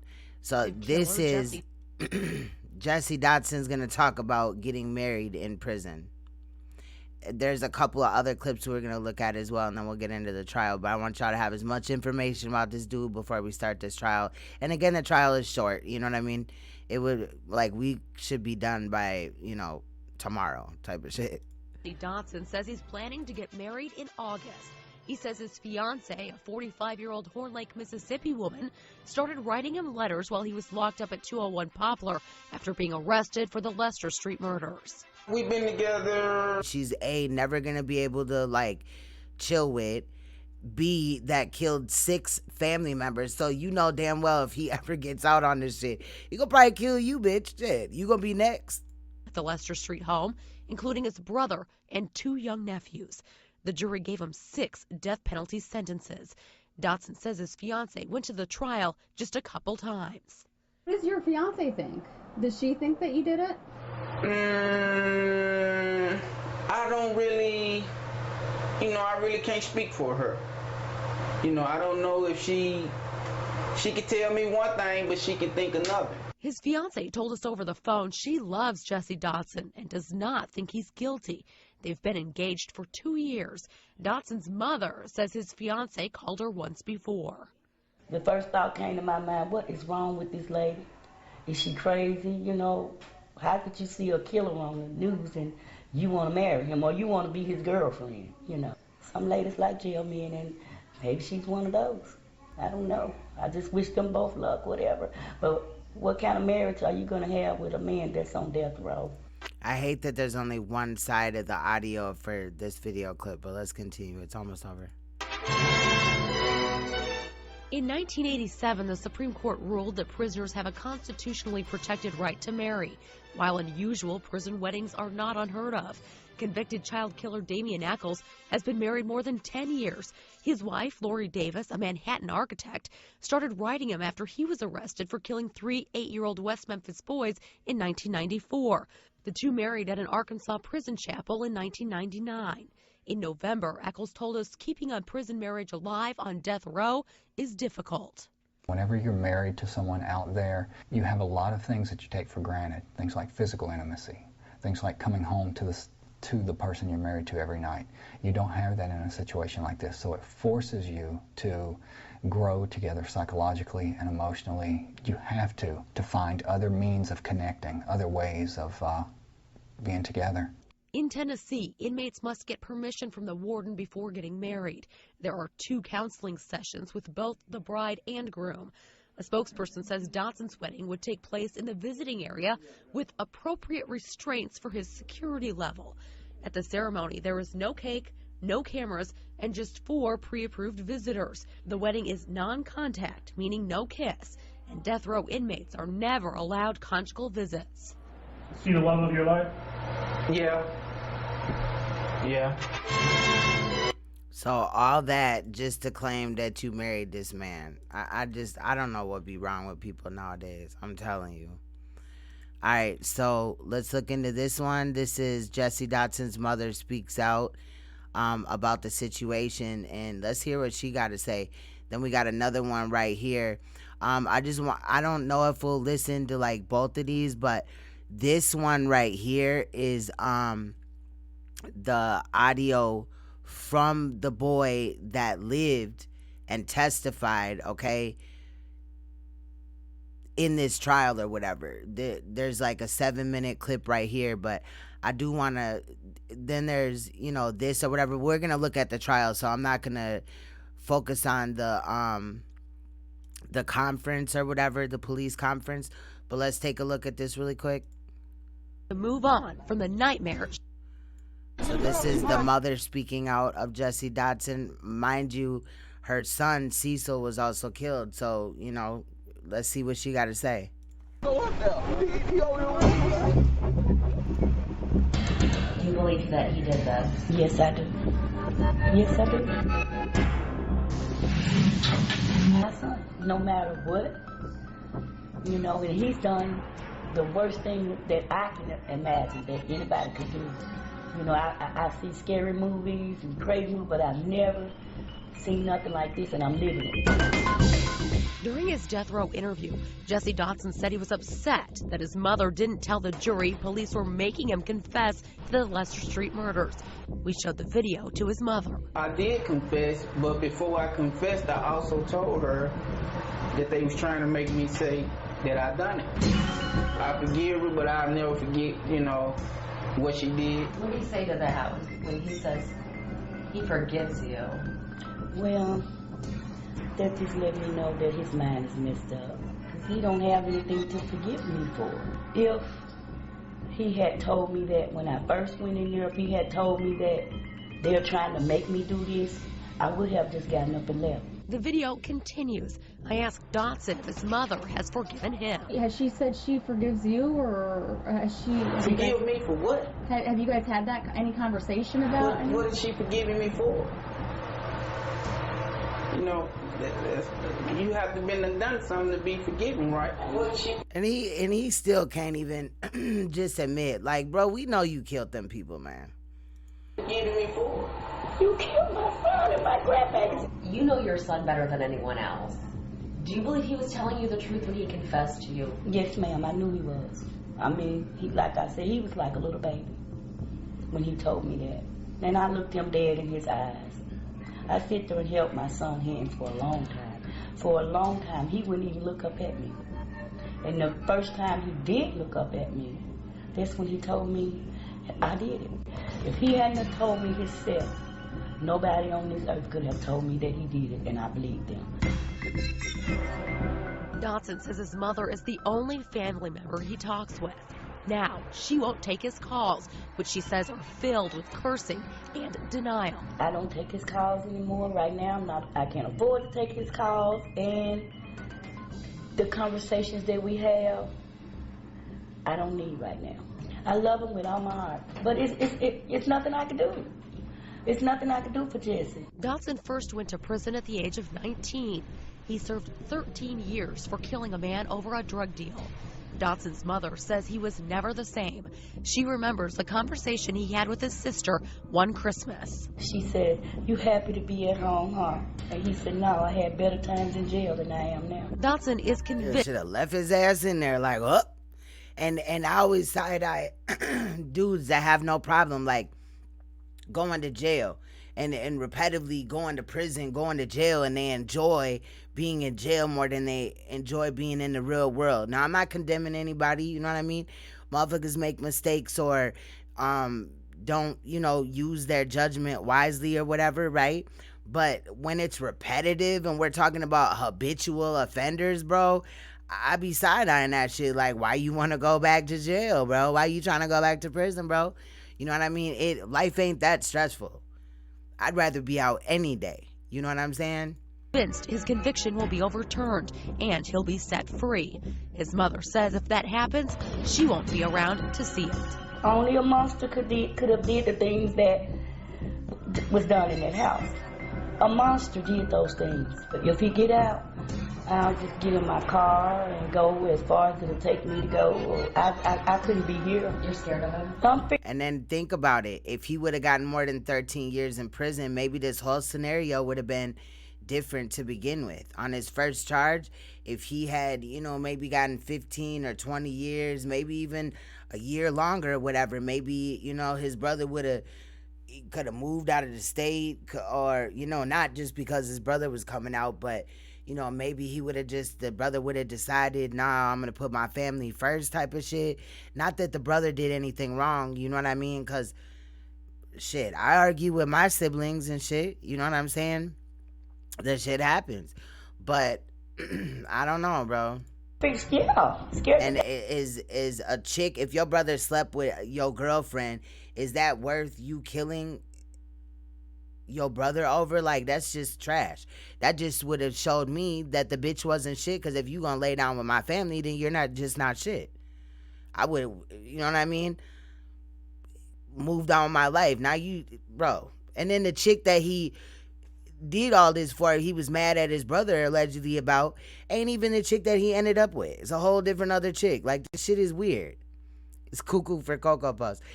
Joyce has said that he's handsome. He is kind of handsome looking besides the little chipped tooth or whatever, but shit, looks can be deceiving, shit. Death of him. He did this to those little babies. You think he care about me? No. I feel bad for that mother. And I support her too, because sometimes in these situations they be like, oh, well, I'm like, she riding for the son that killed the other son and then riding for the son that was killed. Like, you can't do both. I don't think that works out pretty well. I don't know what they had did. The end of this, they just played music for a little bit. Let's get done with these clips right quick. This one is like, but these two is the last two, and then we're gonna get into the trial. So in this one, Jesse claims that he's innocent, and this is the jail interview portion, where they just talk about the crime or whatever. And then down here, we'll listen to this victim right here that was stabbed in his head, I believe. He's the one that got a knife all the way through. And then we'll jump into the trial. Shackles jingling from the bowels of death row as its newest inmate, Jessie Dotson, is escorted by prison guards to meet us, just feet from where he's scheduled to die. I'm doing fine, just doing time. We're Dotson's only visitor since he arrived on death row at the Riverbend Maximum Security Prison in Nashville this March. The only family member he's talked with is his mother, who he calls from death row. It's kind of hard, but I forgive him. Yes, I did, Mama. At his murder trial, Dotson's mother took the stand, telling jurors he confessed to her after he confessed to police. He told her an argument with his brother led to the massacre. I did confess, but before I confessed, I also told her that they was trying to make me say that I done it. Has she said she forgives you, or has she... Forgive me for what? Have you guys had any conversation about it? What is she forgiving me for? You know, you have to been and done something to be forgiven, right? Why the children? Why the baby? No, I asked him the kids, and he said they saw me. After 2 weeks of heartbreaking testimony and gruesome crime scene photos. Facts, because that little baby, now maybe, you know, obviously the son, right? The one that had said it was Uncle Junior, he was old enough. I'm not saying that he should have just, okay, well, kill him and leave the younger kids alone. But one of the other kids that he killed was 4 years old. Like, come on, bro. Then the other baby was 2 months old. Like, this shit is ridiculous. It's ridiculous as hell. So he only allegedly meant to kill his brother, but he killed 5 other motherfucking people on top of it. Like, it's just, it's too much. It's too much. It took a jury just 90 minutes to find Dotson guilty. Did you kill your brother? No, ma'am. Did you kill any of the people in that house? No, ma'am. I think it's pretty fair to say that I'll never forget this as long as I live. Broken and bloodied boards believed to have been used to beat the children, one as young as 2 months old, were found in the home. It was a crime scene so heinous it brought even the most seasoned. I think the 2-month-old did make it. I'm surprised. I believe that the 2-month-old did make it, because the other baby it was a 4-year-old, and then it was like another baby that was like 2 or something like that. Those 2 died. And then I believe it was Cecil, no, not Cecil Jr. Yeah, Cecil Jr. and the baby had lived. So, yep, G-Dub, I believe so. I don't take it for, 100%, but I believe that the baby did make it. The baby and the, at the time, 10-year-old boy. But he's grown now. And emergency workers to their knees. And he's talking. I smell the dead body. He turned his head, and the next thing we saw was one of the most horrible things I've ever seen. It was a knife stuck embedded in his skull. You said you confessed to your mother. And that was the boy that said Uncle Junior did it. So imagine the pain. Imagine the fear. But when we get into this trial, y'all, they lay everything out. They gonna got a sophisticated model of the home where, everything is pointed out. Jessie does testify, you know what I'm saying? Like, we already know the outcome. He got 6 death sentences or whatever, which is kind of weird to word it like that, because what are they gonna do? Like, okay, we're gonna kill you, then we're gonna bring you back to life, then we're gonna kill you again, bring you back to life, kill you again, bring you back to life until we reach 6. Like, it's just weird. Just say that you gave him death, you know what I mean? I don't know, but but what's happening is a lot of these inmates, right, they are just sitting on death row for like a number of years and shit. Like, I remember a couple years ago, it was a man that had been supposed to have been executed like 28 years earlier, but he died of like his own causes or whatever in the jail. And, there was like a little news story on it or whatever. You know what I mean? Shit's crazy. But then you got to think about those that are on death row that actually are innocent. Hold on, I'm gonna have to read, because I'm like, what? Jessie is a psychiatrist? He probably did. I was playing. Fast for something that you the victim in the case? Do. I keep telling you. How many times do I have to tell you? I was threatened. Do I have to keep saying I was threatened? He said, I got something for you. I'm gonna throw your ass on that 4th floor, and I'm gonna let them kill your. So yes, I confess. Dotson says he stands by his courtroom testimony. Like, if you try to kill yourself in jail, you in the death sentence, like, they will try to come in and stop you. They'll throw you in the hole, or, whatever they got to do because they want to be the one to kill you. So if you die, like, if you're going to like cardiac arrest, yeah, they normally do pull in like EMS or like the nurses that are in there or whatever, because every prison has like an infirmary or whatever, which is like an inside, damn, they arguing downstairs again, which is like a inside like facility hospital or whatever, but they do send people, outside or whatever, of the facility. Like, you can go in an ambulance if it's too bad. But yeah, they do try to resuscitate you or whatever. That police strong-armed him into because they want to be the one to do that shit. You know what I mean? You've been ordered to death, so no way around it type of shit. They want to be the ones, unless you just beat to death or whatever. And then if you're beat to death, then whoever beat you to death, they're going to try to find that motherfucker and give him some more charges or life or whatever the hell, you know what I'm saying, in the situation. So it's weird. It is really weird. Confessing. Then also, not to keep stopping it, but remember I had told you guys that death row inmates were upset because they wanted to donate their organs and stuff like that, and they were told no.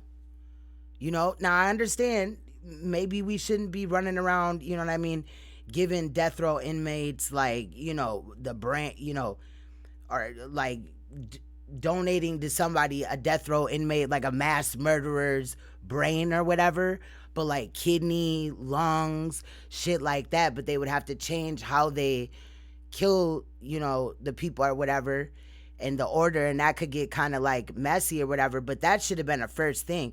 And I've said this in a couple other videos, where if, okay, the state's gonna take a life, right, because so-and-so had took maybe what they've done or whatever, right? You know, save a life, you know what I mean? You're already going to take a life. And what makes the state not murderers? And I'm not saying that what makes the state not murderers for what they do? But, you know what I'm saying? If you go out on the street and kill somebody, then you a murderer, right? It's kind of like hypocrisy or whatever. I'm just saying, I am in support of the death penalty, especially in cases like this. You know what I mean? Like, dude just flipped out and killed his family like that. What type of other situation would this have been if he just decided that, nah, fuck just killing my family, now I'm finna go kill all these other people? He definitely would have did them way dirty. If he did his own family like that, his own nephew stabbed him up as a 2-month-old baby, you feel what I'm saying? So I'm in support of it.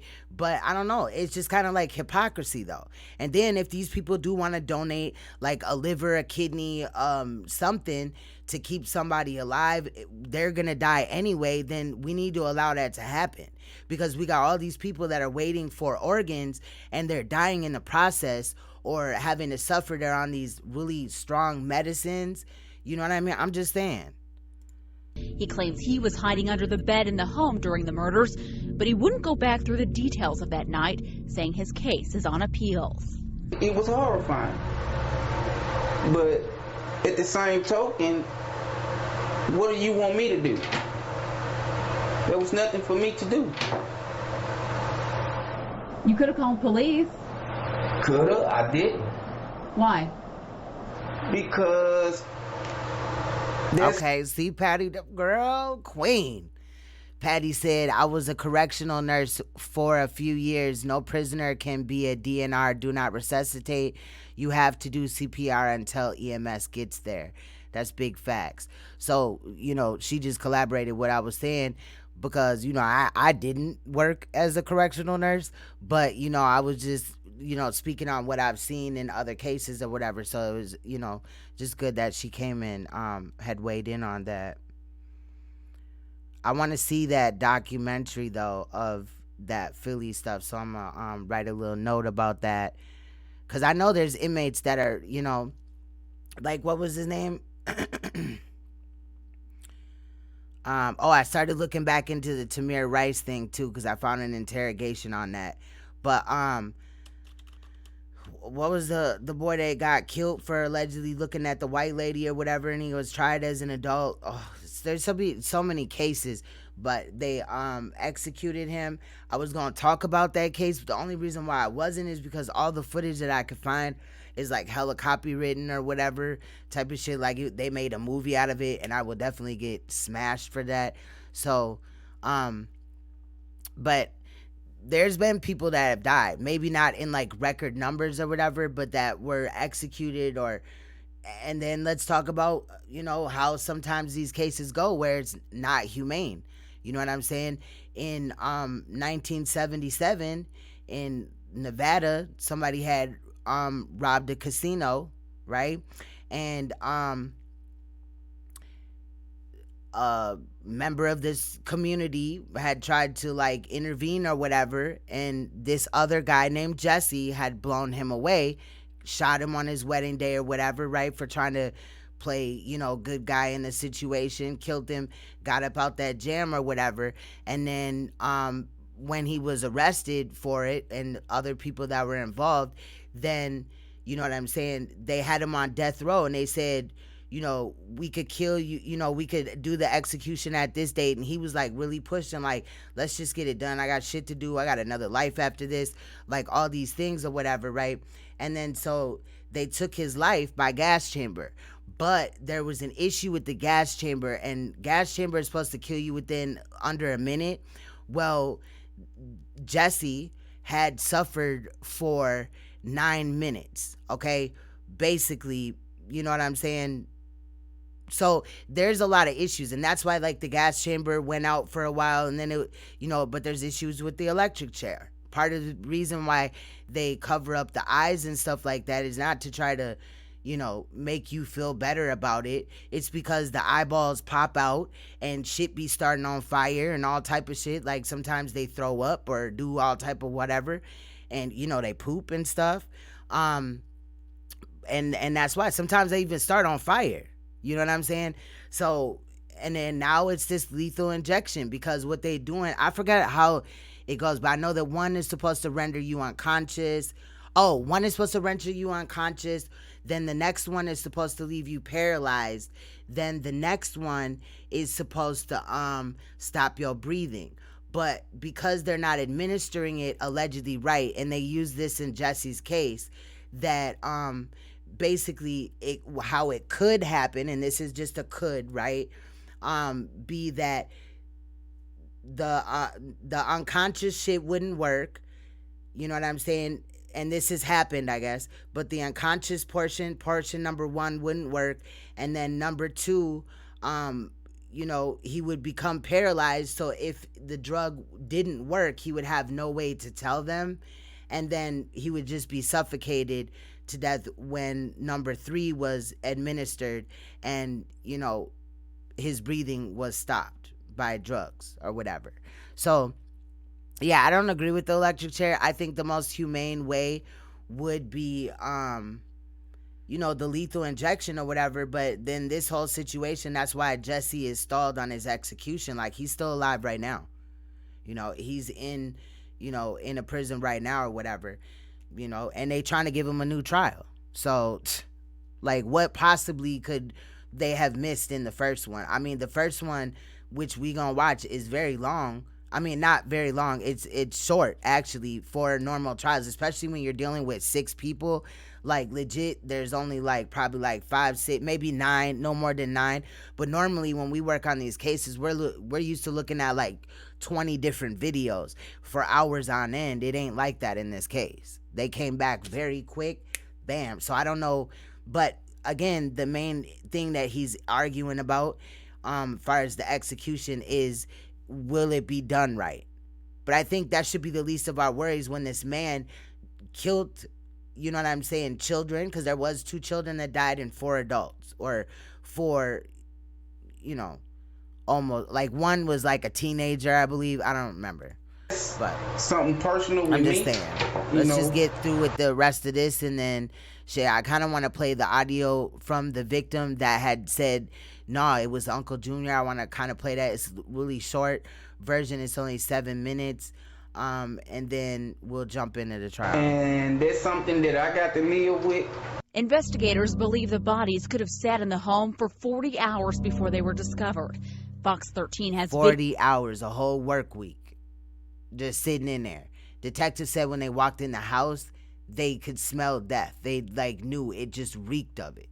Video showing Dotson at the crime scene the night police were eventually called. What were you thinking then? You were on the scene the night that police showed up here. Well, I already knew what happened. You know, I knew my brother then was dead. So, it was, you know, what you mean, what I thought, I already knew. And so you're telling me that you knew there were kids in that house that were dead and dying, and you chose not to call police? Yes, ma'am. Yes, ma'am. And ladies and gentlemen, what's very interesting is there's a cordless phone right here. I feel you, Patty. That's a good point. Because he doesn't call the police? We're not asking you to call the police. Call an ambulance. How about that? You know, a lot of people feel that you're a monster.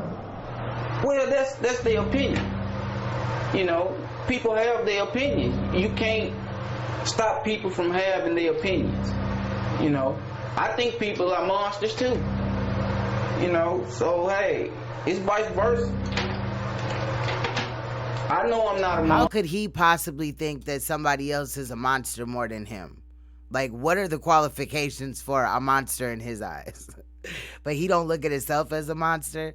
Okay, Jesse. I don't even know how you would go about holding a 2-month-old to stab it and to beat it. 3 children, also beaten and stabbed, survived the massacre. At trial, one of them, Dotson's 9-year-old nephew, identified him as the killer. I said I love him, and he said no, you don't. Grandmother Ida Anderson We finna testified. see all these testimonies, you know what I'm saying, after we done with this. At trial, saying the surviving children have questions. My grandchildren want to know why it happened. Ida Anderson says they want to know what happened. They want Uncle Jesse to tell them why he killed their parents. They loved him. I love them too. I still love them. But I didn't kill their parents. You know. Who did? I don't know. You don't think when CJ was fighting for his life, look at that bathroom, and he didn't hear anything? The jury took 90 minutes to convict you. The judge believes you did this. Your family believes you did this. Are there others besides you that don't believe that you did this? I don't know. You know, they have their opinions. You know. Just because the judge and my family believe something, that don't make it true. Did Jesse ever tell you that something had happened to Cecil and the people inside of Leicester Street? No, sir. But Dotson says his father's testimony hurt him the most when he told jurors the 2 brothers didn't always get along. He got up there and I'm like, where'd he get this from? He got up there, I guess they told him what to say. My thing is, if I'm so guilty, why is everybody lying? So everybody lying on him. See, that shit remind me of some people, boy. I'm telling you. I'm telling you, them people that can't do shit wrong, they don't understand shit. Like, boy, you don't understand what's going on? Nigga, you caused all this shit. He the one went in there and took all their life. He had been planning this shit for a minute and then finally did it. This dude is crazy. You should never be able to walk the streets again, and your sister calls you the devil. Do you think you're an evil person? No, ma'am. I know I'm not an evil person. This is suggestive of like a serrated knife blade. During his trial, Dotson seemed laid back, even smiling at times. In the end, the jury didn't buy Dotson's story that he was hiding during the massacre, nor did they believe police threatened him to confess. Dotson had no reaction as the judge read the guilty verdict. They didn't threaten him, they just yelled at him. But now you want me to believe that a man that killed 6 people, you know what I mean, we should care about his feelings? What is a yell compared to stabbing and shooting people? Hitting kids with fucking wood fucking boards and shit. Like, dude is nuts. Again, like the judge said, who the fuck could literally sit there and hold a baby and stab it? A 2-month-old baby, or any baby for that matter. Like, that's just crazy. The murder in the first degree of Cecil Dotson, Marissa Williams, Hollis Seals, Shindry Roberson, Cecil Dotson Jr. II, and Samario Dotson. What, am I supposed to get upset? You know, I'm supposed to be mad and throw a temper tantrum? Or, you know, they said guilty. Okay, it's not over. After the verdict, Dotson changed into prison clothes before facing a jury for sentencing. First, I wasn't coming back out. You know, I wasn't going to come back out. Why? They done already said guilty, so what else is there to do? We, the jury, unanimously find that the punishment for the defendant, Jessie Dotson, shall be death. So when the judge read the sentence of 6 death penalties, what went through your head then? It's not over. You know, that's okay. It's 6 death penalties, 120 years. It's not over. The lethal injection date has been set for March 2nd, 2012. That'll be the 4-year anniversary of the murders. That's just a date. So you have hope that you'll get out someday? I know I will. Dotson claims he didn't get a fair trial. He believes the entire videotape of his confession, filmed by the First 48 TV show, still exists and will free him someday. And he thinks the surviving child victims may eventually remember that day differently. I'm glad they're here. And see, that's what I'm saying. He had orchestrated all them people to come up in there. That's why he's using the First 48 shit as a reference of why he's not guilty, because it allegedly could have been these other scenarios and shit, just to fucking tangle up this case, which just makes him look even worse in my eyes. You never know. They might be the ones that free me. In the meantime, Dotson says he spends most of his time in prison reading the Bible, chicken noodle soup books, and studying his case. But I don't feel like I'm going to die right here. You know, like I said, I got God in my corner. Do you believe in heaven and hell? Yes, ma'am. Yes, ma'am. Where do you think you'll go? Heaven. Don't you think you're going to heaven? Wow.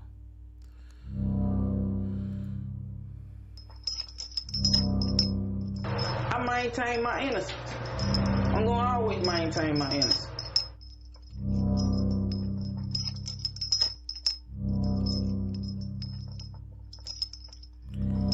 Now, before we get into the trial and shit, right, we're going to take a look at this right here. Because this is the, come on, this is the boy, bro, we might have to come right back. Here we go. Yep, y'all already know what it is. They fucking with my stream, so I'm gonna have to come right back. I'm gonna have to end my stream and come right back. But we looking at this shit or whatever. I'm here. Shit, I ain't got shit to do. So I will see you guys in a couple of minutes. Let me just, you know, reboot my computer and I'll be right back.